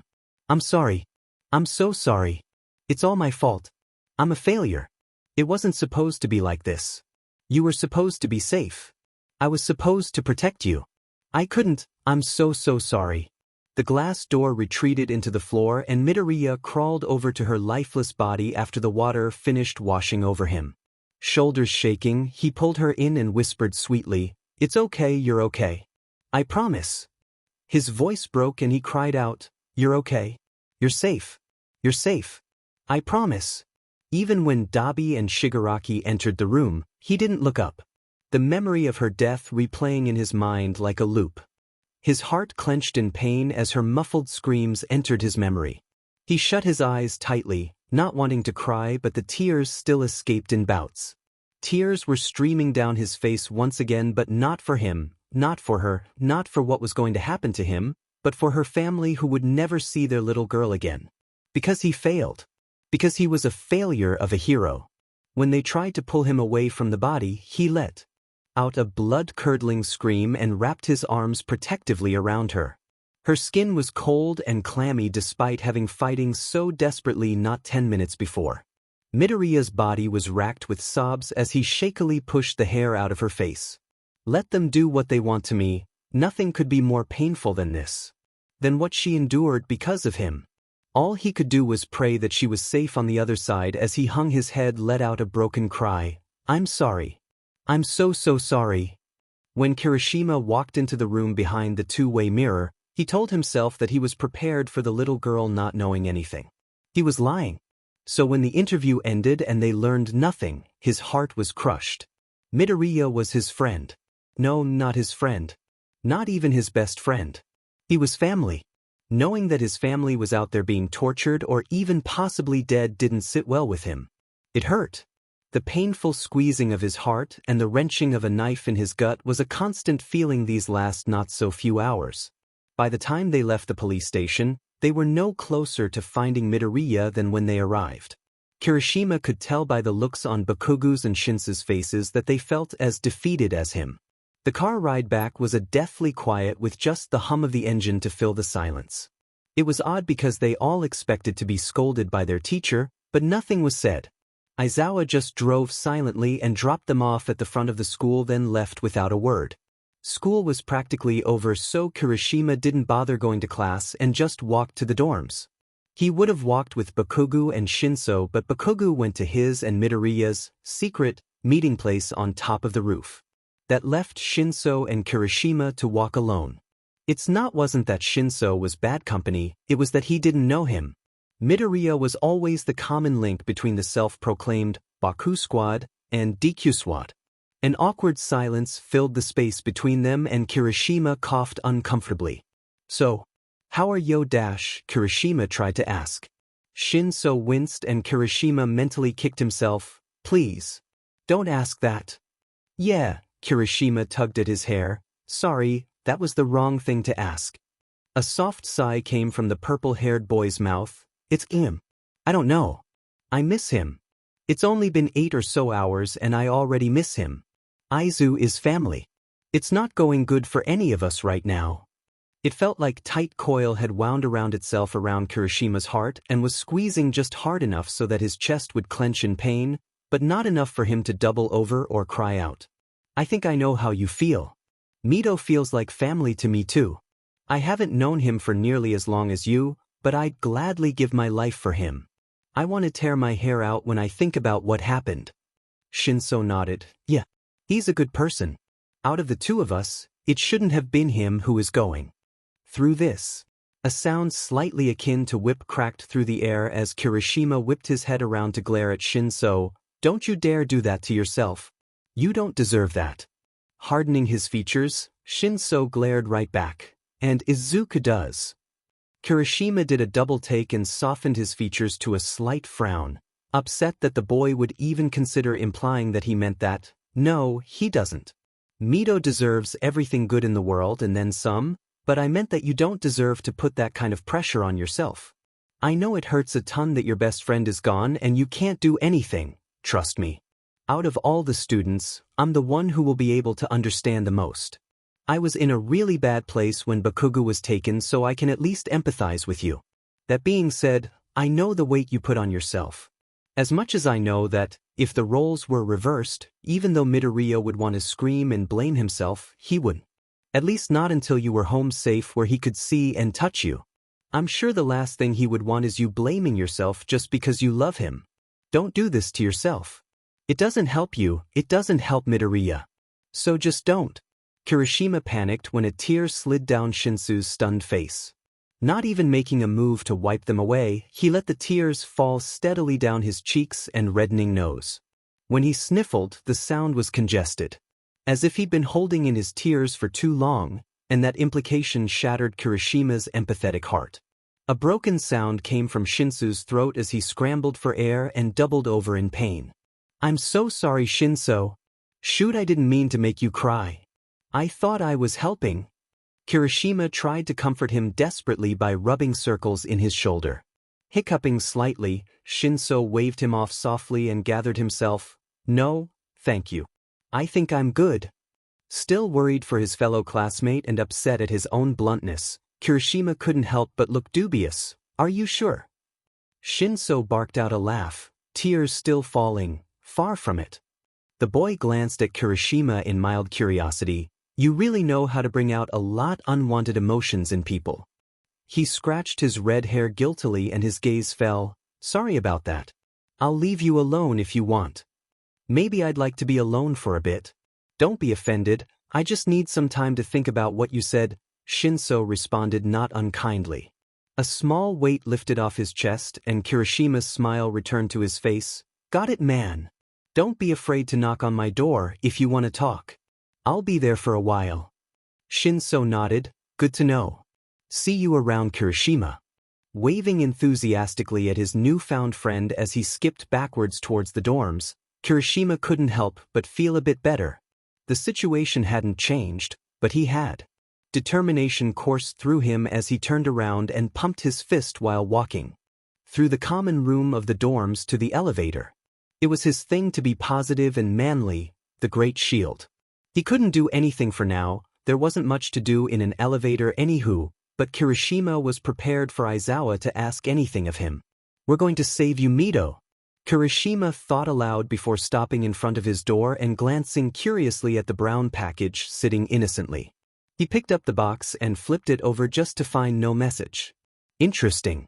After opening the door and plopping down on his bed, Kirishima realized it was a DVD after using his quirk to slice open the packaging tape. Thankful he had purchased a player to watch movies on with Bakugo, he popped it in the machine and hit play before adjusting the sound bar in case it was too loud. The CD was probably a gift from Jairu or Siro to help cheer him up. The two were both incredibly kind and thoughtful, so he wouldn't be surprised if it was them. He smiled at the thought and got comfortable as the tape loaded. That calming thought quickly flew out the window when a battered and almost unconscious Midoriya appeared on the screen. When Shigaraki walked into the frame, Kirishima let out a blood-curdling scream and froze. Even when the other students burst into the room, terrified and asking a million questions, all the redhead could do was stare at the TV in horror. Todoroki, the first person to barge in the door, went pale as he looked at the video. Is that Midoriya? Uraraka finished asking tearfully as she saw her friend's skin be pierced by a sharp object. Ida, although clearly sickened, steeled himself and grabbed the remote to turn off the TV. This needs to go to Aizawa-sensei. As Hizashi set up the tape, Aizawa closed his eyes and prepared himself for what he was about to see. It was potentially traumatizing even for an experienced pro hero like everyone in the room was. It was a devastating thing for your students to come up to you in tears for the second time today and move an unwanted object in your hands. But he couldn't exactly pull away when he saw the stunned and unseeing look on Kirishima's face. It must have been incredibly traumatizing for him to see this video, and he would have to send him to a therapist soon. Toshinori shook his out of his thoughts as he motioned towards the projector. His eyes fluttered open and focused on the projected image on the wall. Great, a blue screen, he thought for a moment before a black screen loaded. Aizawa sat up in his chair and prepared himself as a dim room flickered onto the wall. On the screen, a bruised and bloody body appeared. Multiple lacerations and purpling skin could be seen even in the dim spotlight. With the severe injuries, it was hard to tell that the boy chained to the metal chair in the center of the room was even a boy at all. A man walked into the view of the camera and waved a syringe. The boy, evidently Midoriya, shut his eyes tightly and jerked as Shigaraki slid an unsanitary needle in the boy's arm, forcing an unknown liquid into his veins. Slowly, his eyes opened as the captor maneuvered his way around the room. The villain walked behind Midoriya's chair and undid the binding securing his head. Lolling limply to the side, Midoriya took a few moments before he lifted his head. His personality flipped a switch and the boy winked at the camera before smirking at his captor. "You that scared of me? A paralyzing drag isn't going to affect me for long. It will once the cuffs do their job," the man responded. Hizashi tilted his head in confusion and muttered, "What cuffs?" Irritated, Midnight quickly shushed him and the man at least had the decency to look apologetic. After hissing out a few choice words, Midoriya jerked forward to read the timer on his wrist. From the angle of the camera the numbers weren't visible, but Midoriya was muttering the countdown loud enough to tell it was less than 10 seconds. Clearly preparing for the worst, Midoriya clenched his fists and dug his dull nails into his palms hard enough to catch the droplets of blood on the video. Suddenly, the boy's features softened and he shot a painful smile at the camera. I'm okay. I promise I'll be okay. I prof dash. Midoriya arched his back against the restraints and shrieked in pain before biting his lip to stop the noise. Blood poured out from his palms as he clenched his fists tighter. His head fell forward as blood and tears dripped onto his lap. Aizawa's eyes widened as he stared at Midoriya and the blood pooling beneath him. That was his student. His student. On the camera they could see Shigaraki winding his fingers in Midoriya's hair and pulling his head back harshly with a grin. A strangled laugh flickered through the feed and Midoriya gave a groan before oddly blinking. That's pretty kinda even for you, Krusty. In a flash there was a hand around the boy's throat, one finger slightly lifted, and Shigaraki hissed, I want information. What are all the pro-heroes' weaknesses?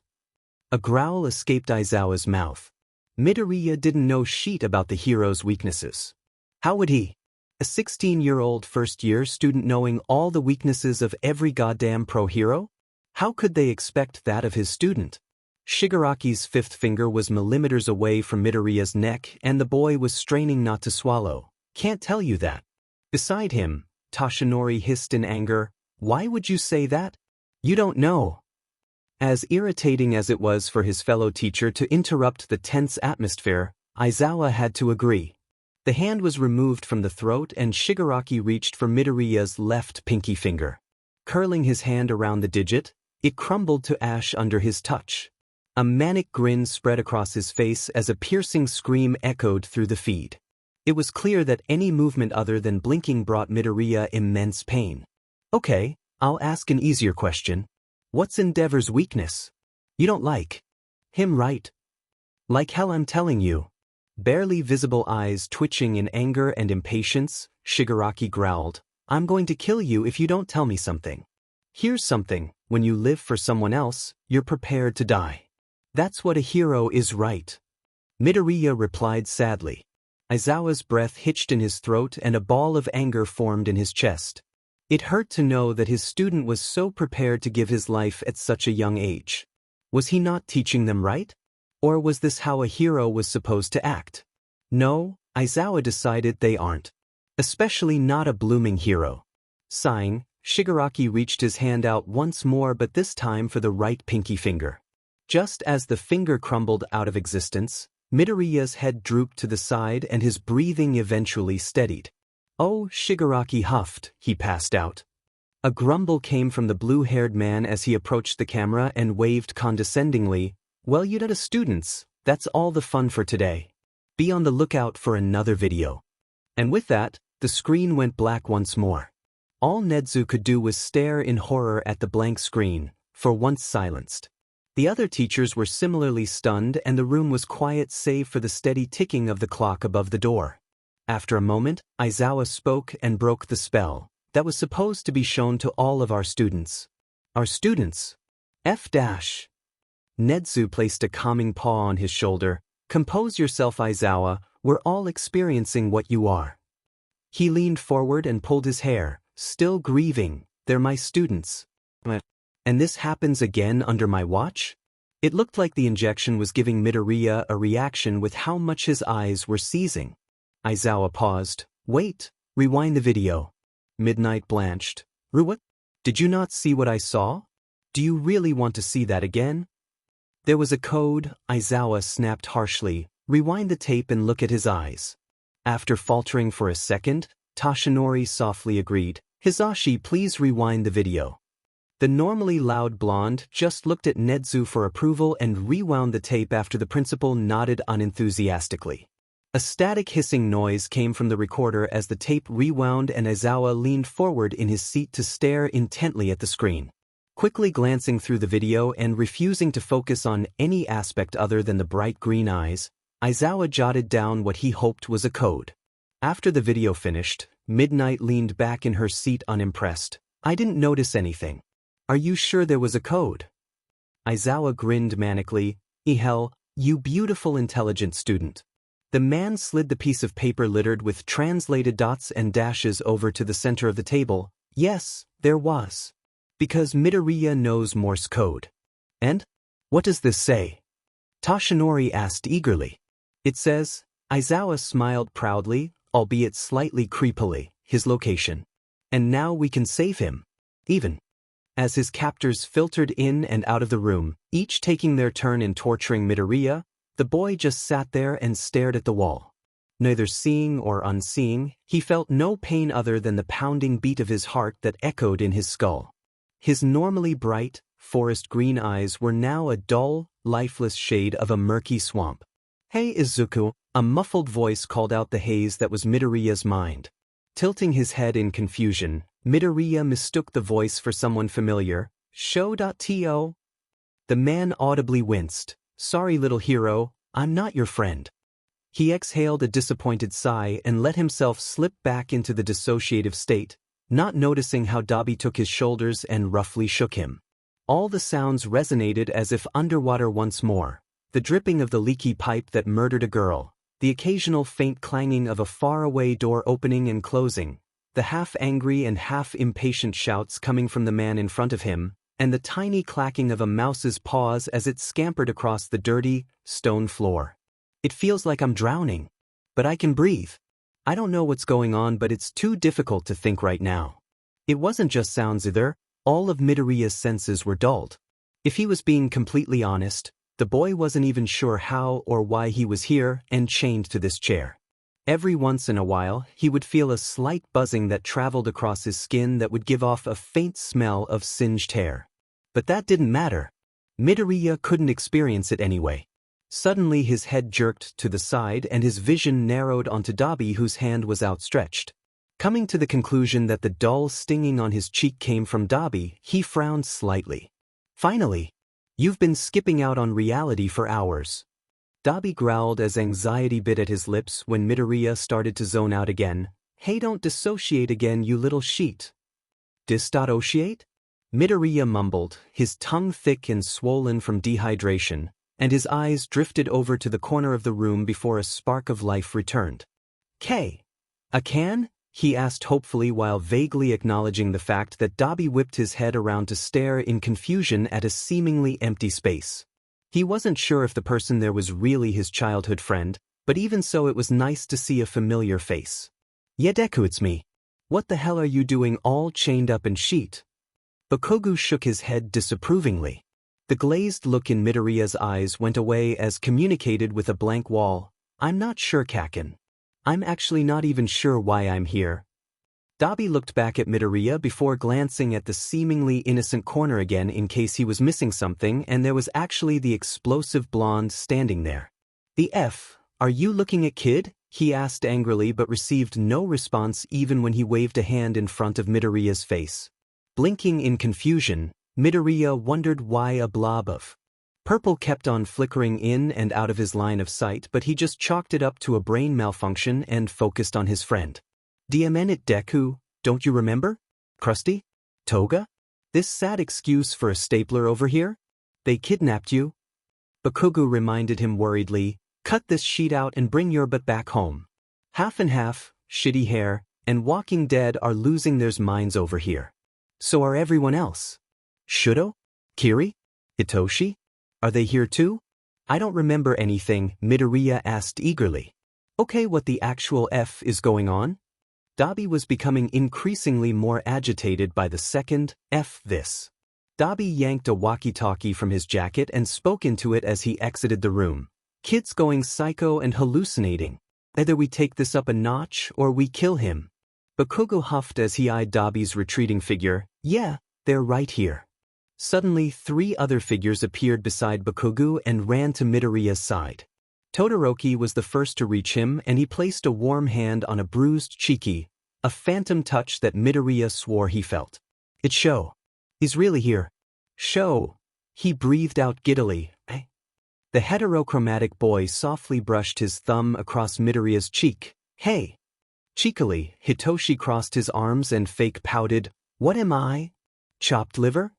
Toshi, Midoriya was still struggling to form words after the incident, so his names were shortened and wonky. Are you here to get me out? Kirishima crossed the space between them and smiled gently. No, but we're going to help you get yourself out.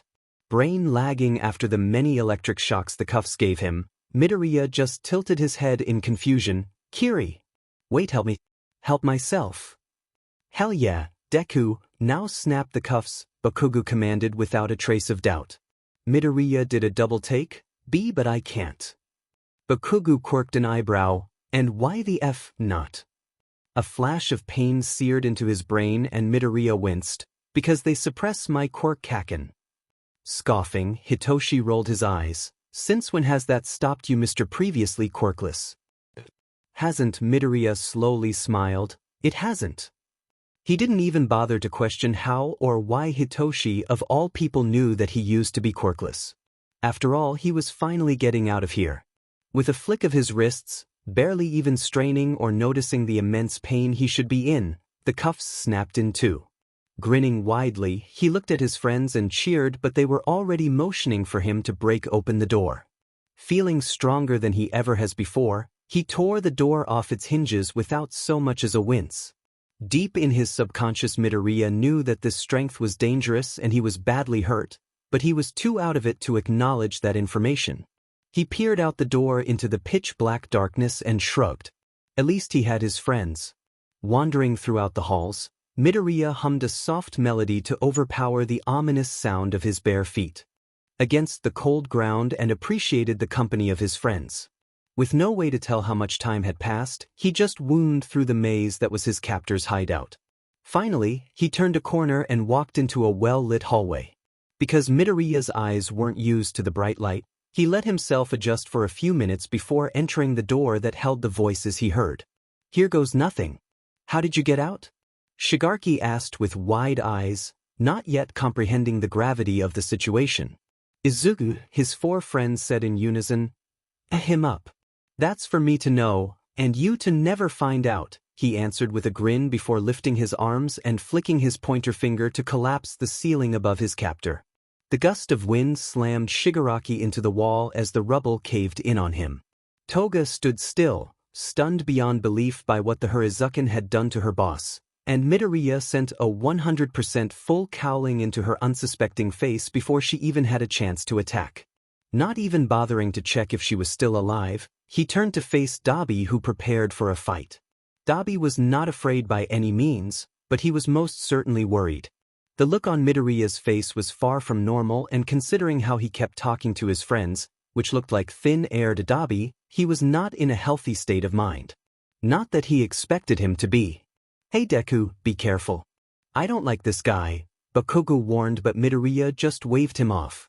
Don't worry, Kaken. Just stay out of the line of fire and you guys will be fine.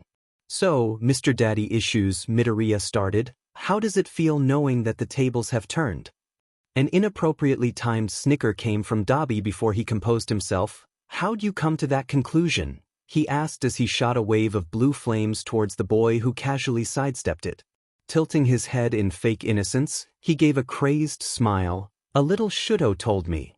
The man went pale. Hey kid, not that I care, but shouldn't you be worried about the fact that you're on fire? Midoriya gave him a surprised look and glanced down to see that his entire left side was engulfed in flames. Well, shit. He quickly patted himself down to see the skin blistering from the heat and blood pouring down his arm. He turned around to ask if his friends were okay, but all he saw was the ashy blonde crumpled over a body. Kaken? F-. I'm sorry, Deku, Bakugo heaved. He jumped out in front of me. Panic building in his chest, he did a head count and found a friend missing. Kaken, where's Kirishima? I'm sorry, Bakugo's face was hard but streaming with tears. Where is he? Midoriya was starting to hyperventilate and he dropped to his knees beside the charred body as the eyes slowly stopped blinking. No. No, no, no. No. Dabi backed up as he watched the boy drop to his knees, tears of sadness and anger falling from his face without a hint of acknowledgement, and let out an ear-piercing shriek. Breathing quickly became labored as he pulled himself to his feet and turned his cold, dead eyes to Dabi. You did this, he stated in a frigid tone. I didn't do anything. Well, there's no one there. Snap the F out of it. Dabi scrambled to find something to calm him down before actually killing the kid. Even as a villain, he didn't know if he wanted to kill Midoriya yet. After all, he had always planned to let everyone else get their hands dirty. A fatal mistake. I'm going to kill you, Midoriya promised icily right before he activated his quirk and shot towards the man faster than either of them could blink and slammed into chest. As Dabi collided with the stone wall, the half-gone ceiling groaned under the stress. The man coughed up a sea of blood as he collapsed to the floor. He tried to stand, but Midoriya put his foot on his skull and pushed heavily, digging his cheekbone into the rotten, gritty stone tile. I'm going to kill you. An eye for an eye, Midoriya repeated as flipped Dabi onto his back. The man stared into the dark, stormy green eyes swimming with an inner turmoil. Before the man had a chance to lift his hands and ignite his flames, one punch sent him into the realm of sleep. But the boy didn't stop there. So in tune with slinging his bloody fists into Dabi's face, Midoriya didn't even notice his rescue group breaking through the wall of the room. They took in the carnage of the boy's actions, the rubble from the collapsed ceiling, the caved-in skull of Shigaraki who was hardly breathing from the collapse, the limp body of Toga slumped against the far wall, and Midoriya who was currently bashing in the head of an unconscious scarred man. The group skidded to a stop once they saw that there was nobody to fight. But Kirishima, the first to break through the wall, ran at Midoriya and tackled him away from Dabi's almost lifeless body, wrapping his arms around Midoriya's struggling limbs. His mind was going into overdrive and panicking. Enemy! Enemy! Enemy! He's going to hurt me! Mido! It's me! It's Kiri! The redhead cried out desperately as he tightened his grip around his flailing friend, not realizing how terrified he was from the hardened arms around his bruised body. No! Midoriya screamed. Kiri is dead, you liar! Go away! Don't hurt me! They're all liars. I'm alive, Midoriya. I'm Kirishima. You remember me, right? It's Kiri. I won't hurt you. Please believe me. Kirishima pleaded. Go away. Don't touch me. You're a liar. I saw him die. I saw the blood. I saw the life leave his eyes. His body is over there. Don't tell me those lies. Midoriya rocked his body manically as Kirishima released him in horror, his wails softening to whimpers. I saw it. I saw it. I saw it. Not noticing the stares from all the people surrounding him, Midoriya just curled up into a ball and cried out softly. He couldn't see how all his friends and family, Aizawa, Baku, Todoroki, Hitoshi, Uraraka, and all, might move to comfort him but were deterred by a stern shake of the head from Kirishima. Couldn't see how Bakugo ignored the warning and tried to leap forward, but was held back by Aizawa who whispered, Don't overwhelm him. He couldn't see anything but he could feel himself slipping away into oblivion once more. A warm, calming hand found its way onto Midoriya's face and he slapped it away before noticing the face. What kind of cruel trick is this? I saw you die. How are you here? Midoriya whispered out in horror. Kirishima's face twisted in sadness for his friend as he cupped Midoriya's face softly. No, you didn't. I'm alive. Feel me. Feel the warmth from my hands. Feel how I breathe. Feel my heartbeat. I'm alive. Almost not daring to hope, Midoriya cautiously reached his bloody palms up to place over his friend's that rested on his battered face. He broke out into sobs when he recognized the pulse fluttering beneath the skin. Are you really here? Are you real? Glancing at the people around him and sniffling, are they real? Tears pricked at the corners of Kirishima's eyes as he saw recognition flicker across the previously dull eyes, then pulled Midoriya in for a hug, feeling the broken sobs that racked the smaller boy's body. Yamito, we're real. Todoroki almost wanted to cry with relief. They were going to rescue Midoriya. A barrage of questions were shot at their teacher as he announced that there was going to be a raid in 2 days, which set Bakugo off to no end. 2 days? 2 days? Bakugo screeched. Deku has already been in there for an entire day and you expect us to let him wait 2 more? The F is going on inside your head. Aizawa hissed out a calming breath before responding. It's not my decision. Do you not think I would storm the place this instant if I were allowed? They want time to gather enough information and formulate a plan. Formulate? Shinso scoffed. Why take 2 days? The Hero Association has plenty of intelligence agents that have the ability to piece together a plan of attack in less than 24 hours. Do they not see Izuku as priority? Ida was frowning, unsurprisingly. Aizawa-sensei, while I do agree that time is necessary to formulate an adequate plan, there is no need to wait this much. Midoriya is a hostage victim who's being tortured in unknown ways. This situation takes priority as the LOV is searching for hero information as well. A sharp sigh left Todoroki's lips as he saw his teacher becoming increasingly more frustrated with each comment. It was clear to him that every question was an insult to his teacher's ability and pride. An inappropriately timed snort from Todoroki paused the fastly derailing conversation. I apologize, but what your first question should have been if we're being included in this. Rubbing his temples wearily, Aizawa sighed in relief. Thank you, Todoroki, because what I've been trying to say this entire time was that I'm cleared. To bring 5 of you. The entire class simultaneously perked up and slumped down, before tearing at each other's throats for the position. While his classmates broke out into chaos, Todoroki calmly walked over to Aizawa and tapped on his shoulder. May I join the rescue team? Aizawa studied him for a moment before calling out, 4 more spots left. On the front desks, Bakugo paused his strangling on Kirishima, who had just hardened and took the assault with an exhausted expression, and gave an unholy screech. You gave the first spot to half and half? Like hell? Add me. Aizawa's nose scrunched up as he frowned. No, too violent and prone to disobedience. Next. A low growl rumbled from Bakugo's chest, which Todoroki found oddly amusing. I know the villains better than any student here, and I know Deku. If that shitty nerd is in trouble, like hell I'm letting someone else save him. One could practically hear the gears turning in the teacher's head. I'll think about it. Who's up next? The only one who hadn't started fighting with the nearest person raised their hand. I've been the closest to Izuku all my life. If anything, he needs me there the most. Also, my mind control could come in handy if anybody gets out of control. Shinso studied the class for a moment before his gaze landed on a specific redhead. Kirishima should go too. His solid defense would be a good addition to our seemingly offensive team. Aizawa nodded in approval. 2 more spots left. Bakugo gaped in disbelief, and a subtle understanding dawned on him as 4 other people scrambled for their raised hands to be seen. The more prominent of the 4 were Ida and Uraraka. Let me and Ida-kun go, Mr. Aizawa. We all work together really well, and both of our quirks could prioritize the rescue over hand-to-hand combat. Uraraka added eagerly. A frown settled onto Aizawa's features and Todoroki did a double take. The 2 made a solid team and their points made a fair amount of sense, so why did their teacher look unhappy about that? I'll take one of you choose. I need another long-range attacker and both of you are close-ranged. Ida swallowed heavily and sighed before saying, she may accompany you on the rescue mission. I will stay here and keep the peace.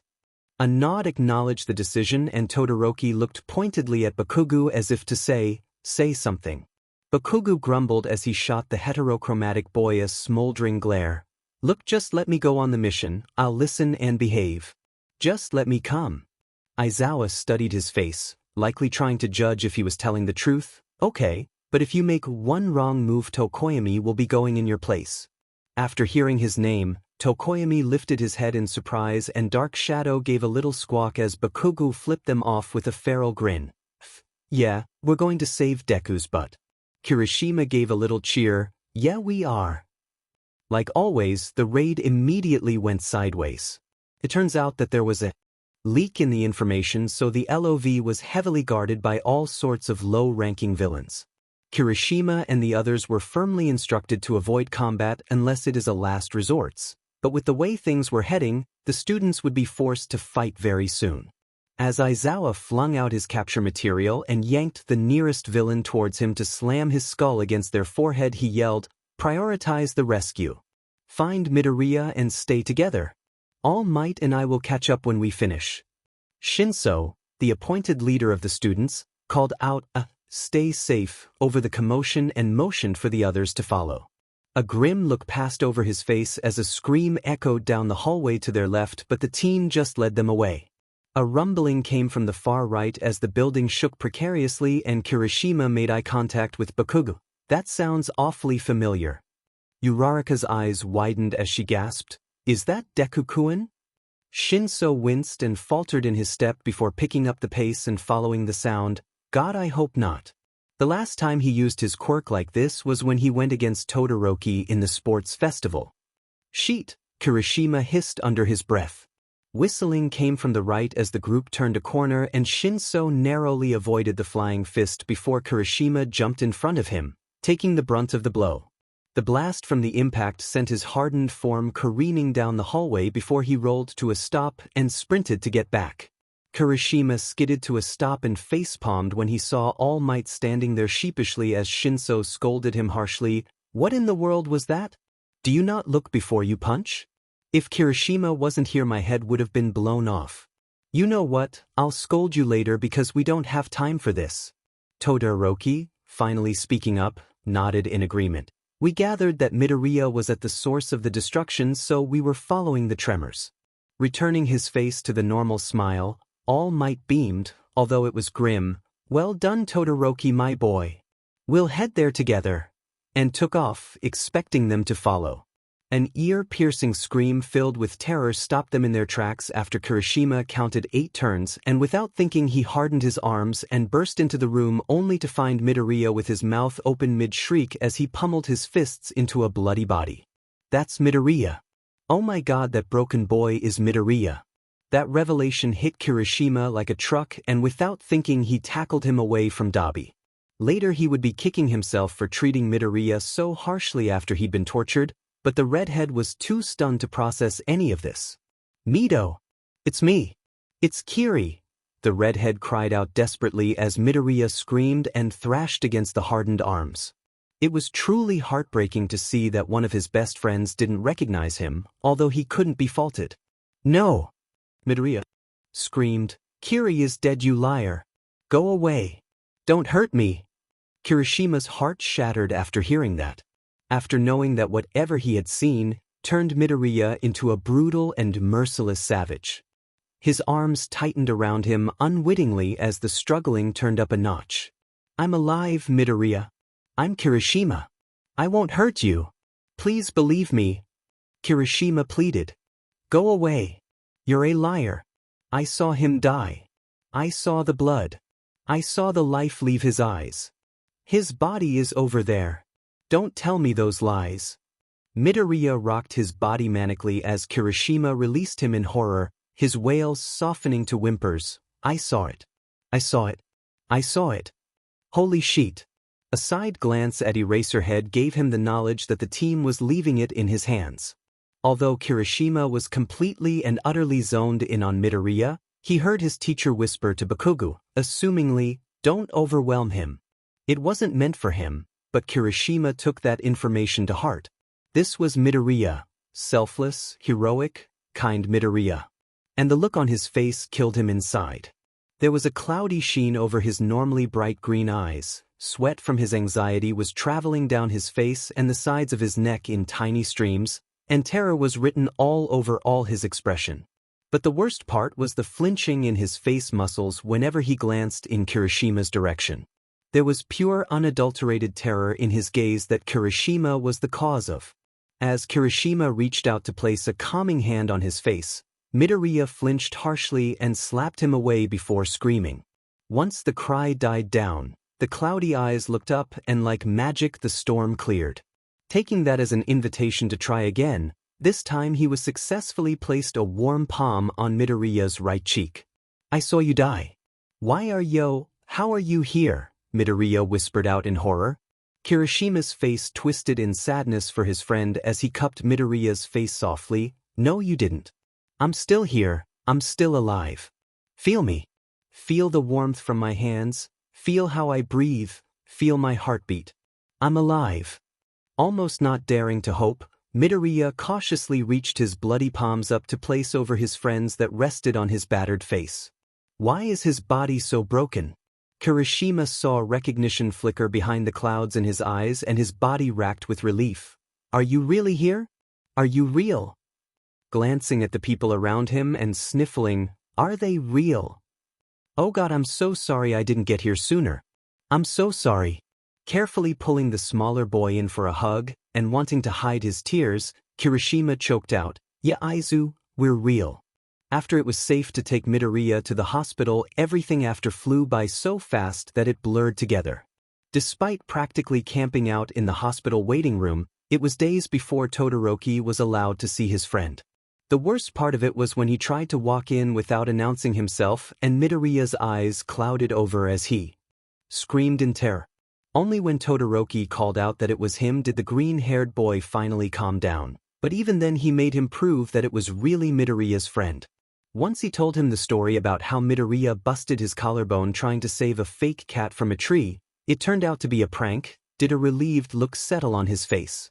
It turns out that the torture inflicted on him was so severe that, as a defense mechanism, Midoriya's brain had switched to autopilot and was the only reason he thought that Kirishima had died. Although he was close enough to Midoriya to see the reaction on his face, Todoroki heard the conviction in his voice as he cried about the redhead's death. Sometimes somebody will be talking to him and he'll dissociate unknowingly, but one of the worst things is seeing Midoriya spasm at random intervals. The electrocution he endured for hours at a time is so ingrained into his muscle memory that even the flickering of a light triggers it. It was hard to see Midoriya go from a cheerful and sunny hero to a shell of what he once was. And Todoroki can't even get him to say a word. The only ones who can are his mother, All Might, and Shinso. This shouldn't be insulting or painful to him, but it is. Why can't I be one of the ones he trusts enough to speak to? Despite his thoughts, he can't bring himself to be mad at Midoriya for it. After all, how could he be faulted for anything after what he went through? As Todoroki watched Midoriya's eyes crinkle in happiness at seeing a fluffy blanket that Yaoyorozu created for him, he can't help but let a smile onto his lips. Todoroki knows that with all of the sensory issues and mental problems, Midoriya will never be the same. It's hard to believe that he'll ever be the same. And despite the fact that there's a light that shines through the cloudy eyes in a few rare moments, he doesn't dare hope. After all, Todoroki is helpless to anything except pray to a god that he doesn't believe in. Since Midoriya had been rescued, he had yet to utter a single word to anyone other than his mother and All Might. Whenever the former #1 hero would cautiously try to ask Midoriya why he was the one chosen, all he would do was speak in short, stocky sentences. Not that Hitoshi would know, Midoriya wouldn't speak if there was another person was in the room. The hospital had just cleared Midoriya enough for someone to stay the night and, because Inko was unable, Hitoshi volunteered before anybody else had a chance. It had been hours of the teenager just sitting in a comfortable silence next to the silent, green-haired boy, and he made no move to push Midoriya's boundaries. There was just the small hope that he would open up to Hitoshi. It was about midnight when Midoriya bolted out the bed with a silent scream on his lips and fear in his eyes. Before he could think, Hitoshi was up and beside him, forgetting about the space Midoriya clearly wanted. When Midoriya gasped at the close proximity, Hitoshi jumped back at guilt and disappointment gnawed at his heart. So when Midoriya looked at him, truly looked at him, with his arms open wide and gave a broken Toshi that sounded all kinds of ruined, Hitoshi let tears burn in the back of his eyes as he fell into a welcoming embrace. When the two met, Midoriya finally let the walls fall and he clutched at him, refusing to let go of his only lifeline. In the tight hold Hitoshi had on the boy, he could feel the frailness of Midoriya's body, and in a feeble attempt to protect him, the arms surrounding him tightened. After a few moments of silence, Midoriya broke the silence. "Toshi, I don't know if I want to be a hero anymore." Even the dim moonlight, Hitoshi could see the silent tears streaming down his best friend's face. It was strangely familiar, this scene, but for the life of him, he could not remember. Freckled face shining with tears, Midoriya was clearly falling apart at the seams. Sensing his fragile state of mind, Hitoshi tried to ask him as calm as he could, "Aizu, what do you mean?" As he gently brushed off the question, a pained expression overtook the boy's face. "If I asked you to do something for me, would you do it?" A spark of pain tinged his mouth as Hitoshi realized that his teeth had been digging into his lip. "I'd do anything for you." The quiet drip of the four, the occasional squeaking of rubber on linoleum from the hallway, the faint, acrid scent of antiseptic, the rough texture of the hospital chair that dug into the back of his thighs, the aftertaste of the pudding a sweet nurse has left, and the yellow light of the moon that filtered into the room grounded Hitoshi as he realized the implications of his answer. What he wanted couldn't be healthy. Fear overtook him and he looked up at Midoriya, who was smiling with relief. When Midoriya was first taken to the hospital, he had gone limp with a dull look on his face, but now a spark of hope was shining through his emerald green eyes. "Thank you, Hitoshi." "Izuku?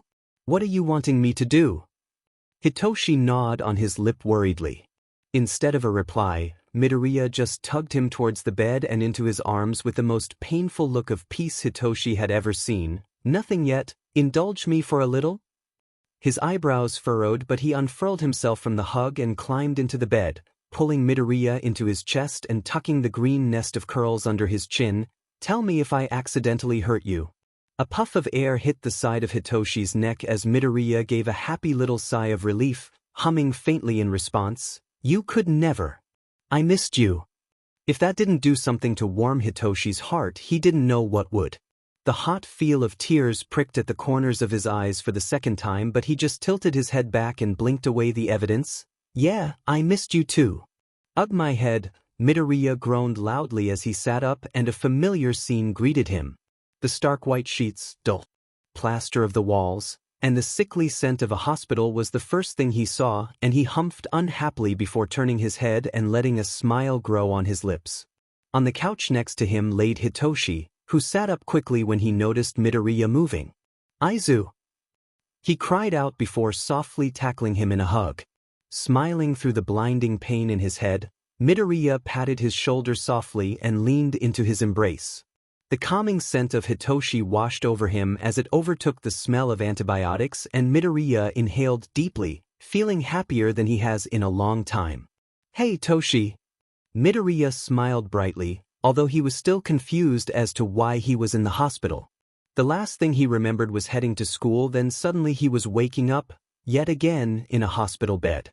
He let out a soft laugh as he looked at his friend. "I feel really happy for someone who's practically married to a hospital bed. Also, can you, I don't know, explain why I'm in the hospital again? I don't recall doing anything illegal." Shinso's relieved expression quickly dimmed into something sadder and Midoriya frowned at that.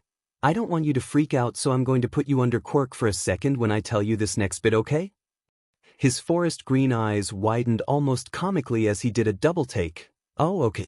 Go ahead, you know I trust you." A soft, sad smile, almost imperceptible, formed on the brainwasher's lips as Midoriya's mind clouded over like he was underwater. Not really understanding anything unless he was told. "Midoriya, when I tell you what happened, you will stay calm with steady breathing and will slowly look where I tell you. You were hit by a car on the way to school and you lost 2 of your fingers in the crash. Now look at your hands slowly and stay calm. Tap your thigh at least 2 times if you need me to break the hold." Jerking softly, Midoriya's mind fought against the calming command as he tried to cry out angrily. His lungs fought against his will, steadily going up and down even when Midoriya thought he was going to tear into pieces. When he slowly raised his hands to his face, a strangled noise caught in the back of his throat. Midoriya quickly brought his hand down to his thigh and frantically tapped. Lurching forward, he felt the control Hitoshi placed on him snap. Hitoshi leaned in to look at his friend's face. "Aizu? Are you okay?" A strangled sob wrecked his throat. "Just give me a minute." Giving his friend time to process the information, Hitoshi pulled the chair over to the side of the bed and offered his hand out.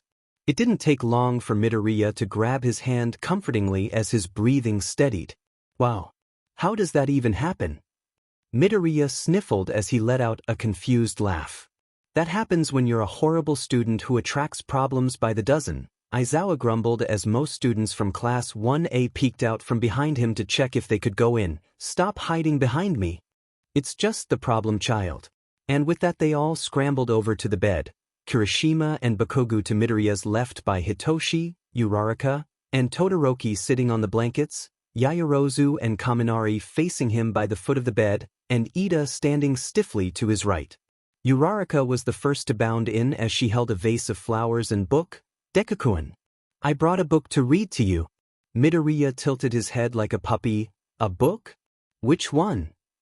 A shocked expression flashed on her face as the vase slipped from her hands, barely activating her quirk in time. Midoriya looked at them confused when he noticed his other classmates gaping at him as well. "What is it? Did I say something wrong?" he asked, slightly hurt for some reason. Hitoshi patted him on the shoulder comfortingly, then held his hand and squeezed. "You didn't say anything wrong, Aizu. I just think that she didn't realize you were awake?" "No, Uraraka looked at him confused before Bakugo cut her off. "Round face, shut the hell up. Let the boy breathe," Bakugo hissed under his breath, catching the look Hitoshi shot them. Midoriya grinned widely and motioned for them to come closer before taking his hand out of Shinsu's and squeezing Bakugo's. "Thanks, Kaken, but it's okay. It was just a car, can't believe it knocked me out for a few days," he laughed. "I mean, I've done worse to myself." Missing the pointed look that Hitoshi gave the other classmates, he continued, "Honestly, I feel really happy right now. It must be because you guys are here." And that was true. Midoriya truly did feel ecstatic now that all of his friends were here with him. As he watched Uraraka karate chop Kaken's side with a crude imitation of his Detroit smash, it would be a crime to not be happy, right? This was the happiest he's been in a while, which was slightly worrying as the said even was his childhood best friend chasing his female best friend while promising her death. Midoriya looked to his left and did a double take as his gaze met tear-filled eyes. "Kiri? Are you okay? Why you crying? What's wrong? Did I say something to make you upset? Did I do something? Oh gosh, is my face screwed up? Wait, are you mad at me?" Eyes widening in surprise, Kirishima quickly moved to wipe away his tears, then hold out his palms in a placating manner. No dude, that's not it. I didn't even realize I was crying. I guess I was really worried." Muttering effectively forgotten, Midoriya relaxed visibly, then held out his arms. "Oh, that's it? Cuddling will fix that." Hitoshi snorted as Ida gave a scandalized gasp. "See, cuddling. Midoriya, I understand you are deprived of your so-called daily affection, but a hospital is not the proper place for this." Midoriya tossed a wink at him. "We'll go to your room then. I'll cuddle you in your room later." The teenage sputtered. "Be private." "Midoriya, no. It's not proper. It isn't proper to be alone in a bed with someone else." Ida, where is your mind going? I was just proposing an innocent little cuddle session with all of us." Midoriya sked before replying with a sheet-eating grin. Kaminari and Hitoshi burst out laughing at Ida's frozen face while Kaminari bounded over and shook the poor man's shoulders energetically. Todoroki gave a small smile as he squeezed Midoriya's calf in an attempt to show his encouragement. Noticing the slightly embarrassed look on the redhead's face, Midoriya turned to Kirishima and tilted his head questioningly to encourage his obvious question. "Hey, so is that cuddling still on the table?" Kirishima asked shyly. "Always," Midoriya exclaimed as he pulled Kirishima into his arms. Hey, why am I the little spoon? Kirishima pouted. Midoriya rolled his eyes and shot Bakugo, who had just re-entered the room with a pouting Uraraka, a look, because I want to be the big spoon. Kids, am I right? Bakugo clicked his tongue. What the hell are you, the most childish person I know, going on about? Both of you, annoying as F-. Todoroki arched an eyebrow and responded dryly, you're annoying too. The hell'd you say to me, you half and half beastie? Bakugo roared. Kaken. No screaming in the hospital. Also, my head hurts, so if you guys could keep it down that'd be great, Midoriya reprimanded before asking his question shyly while eyeing Bakugo suspiciously as if he might push over the nearest person. Todoroki pinched the explosive boy as he grumbled, making him yelp in the process. A snicker escaped Kaminari, but it quickly died as Bakugo moved to strangle him. Shaking his head in fond exasperation, Kirishima's unstyled hair tickled the base of his chin. After Midoriya spoke, Yaoyorozu donned on an almost motherly expression and walked over to pet Midoriya's hair, who leaned into her touch and nuzzled her palm as she smiled. Sorry, Midoriya-kun, we'll try to keep it down. Do you want us to call a nurse for some medicine? No, it's fine, but thank you, Yamamoto-san. Although I do want to cuddle Todoroki next. As Kirishima pouted against his chest once more, Todoroki looked at him in bewilderment. Me? Why? Because your left side would be perfect for my headache, Midoriya trilled happily. Todoroki snorted in amusement as Bakugo gave him an offended glare. What, don't want to cuddle me, Deku? Softly, Midoriya laughed. Do you even want to cuddle me, or is it because I want to cuddle Sho? Shut the F up. Just because you're right doesn't mean you're right, he grumbled. Midoriya laughed boisterously and he looked over to see Shinso smiling softly at him. Shinso gave him a nod before heading out of the room to speak with Aizawa, likely, who had been waiting patiently. I'll be right back, okay, Aizu? He called over his shoulder. Sure thing, Toshi, be back soon. As Bakugo studied Midoriya with a look of contempt on his face, Midoriya practically saw the light bulb flash on above his head. Hey Deku, do you still have those hero notebooks? It wasn't often that someone actually cared about Midoriya's notebooks, so when Bakugo mentioned it he brightened. I actually do. You see, I'm on my hero analysis for the future number 17. There's at least 4 pages for each of our classmates and our teachers. And some of the pro heroes. Would you like to see them? Wait, you can look at them but you can't touch. Even if you don't agree with your weaknesses. Kaminari gaped at him. You have an entire 4 pages with each of our weaknesses? A bewildered gaze flashed across his face. Yes? Is that weird? Stifling his chuckle by pressing his face in the matrix, Todoroki snorted. Well, that explains it. Explains what? A bittersweet smile formed on Kirishima's lips. Nothing, Midobro, we're just glad to have you back with us. When Aizawa gently tugged Hitoshi into the slightly secluded hallway, the only nurse there noticed a tension in the air and gave a nod before heading into a room. There was an anxiety-laced sigh as Hitoshi's teacher turned to look at him with a measuring gaze.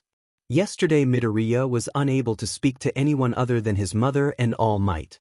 What should have been the choices from here on out were for him to push through or for him to quit. Shinso, what did you do? I did what he asked me.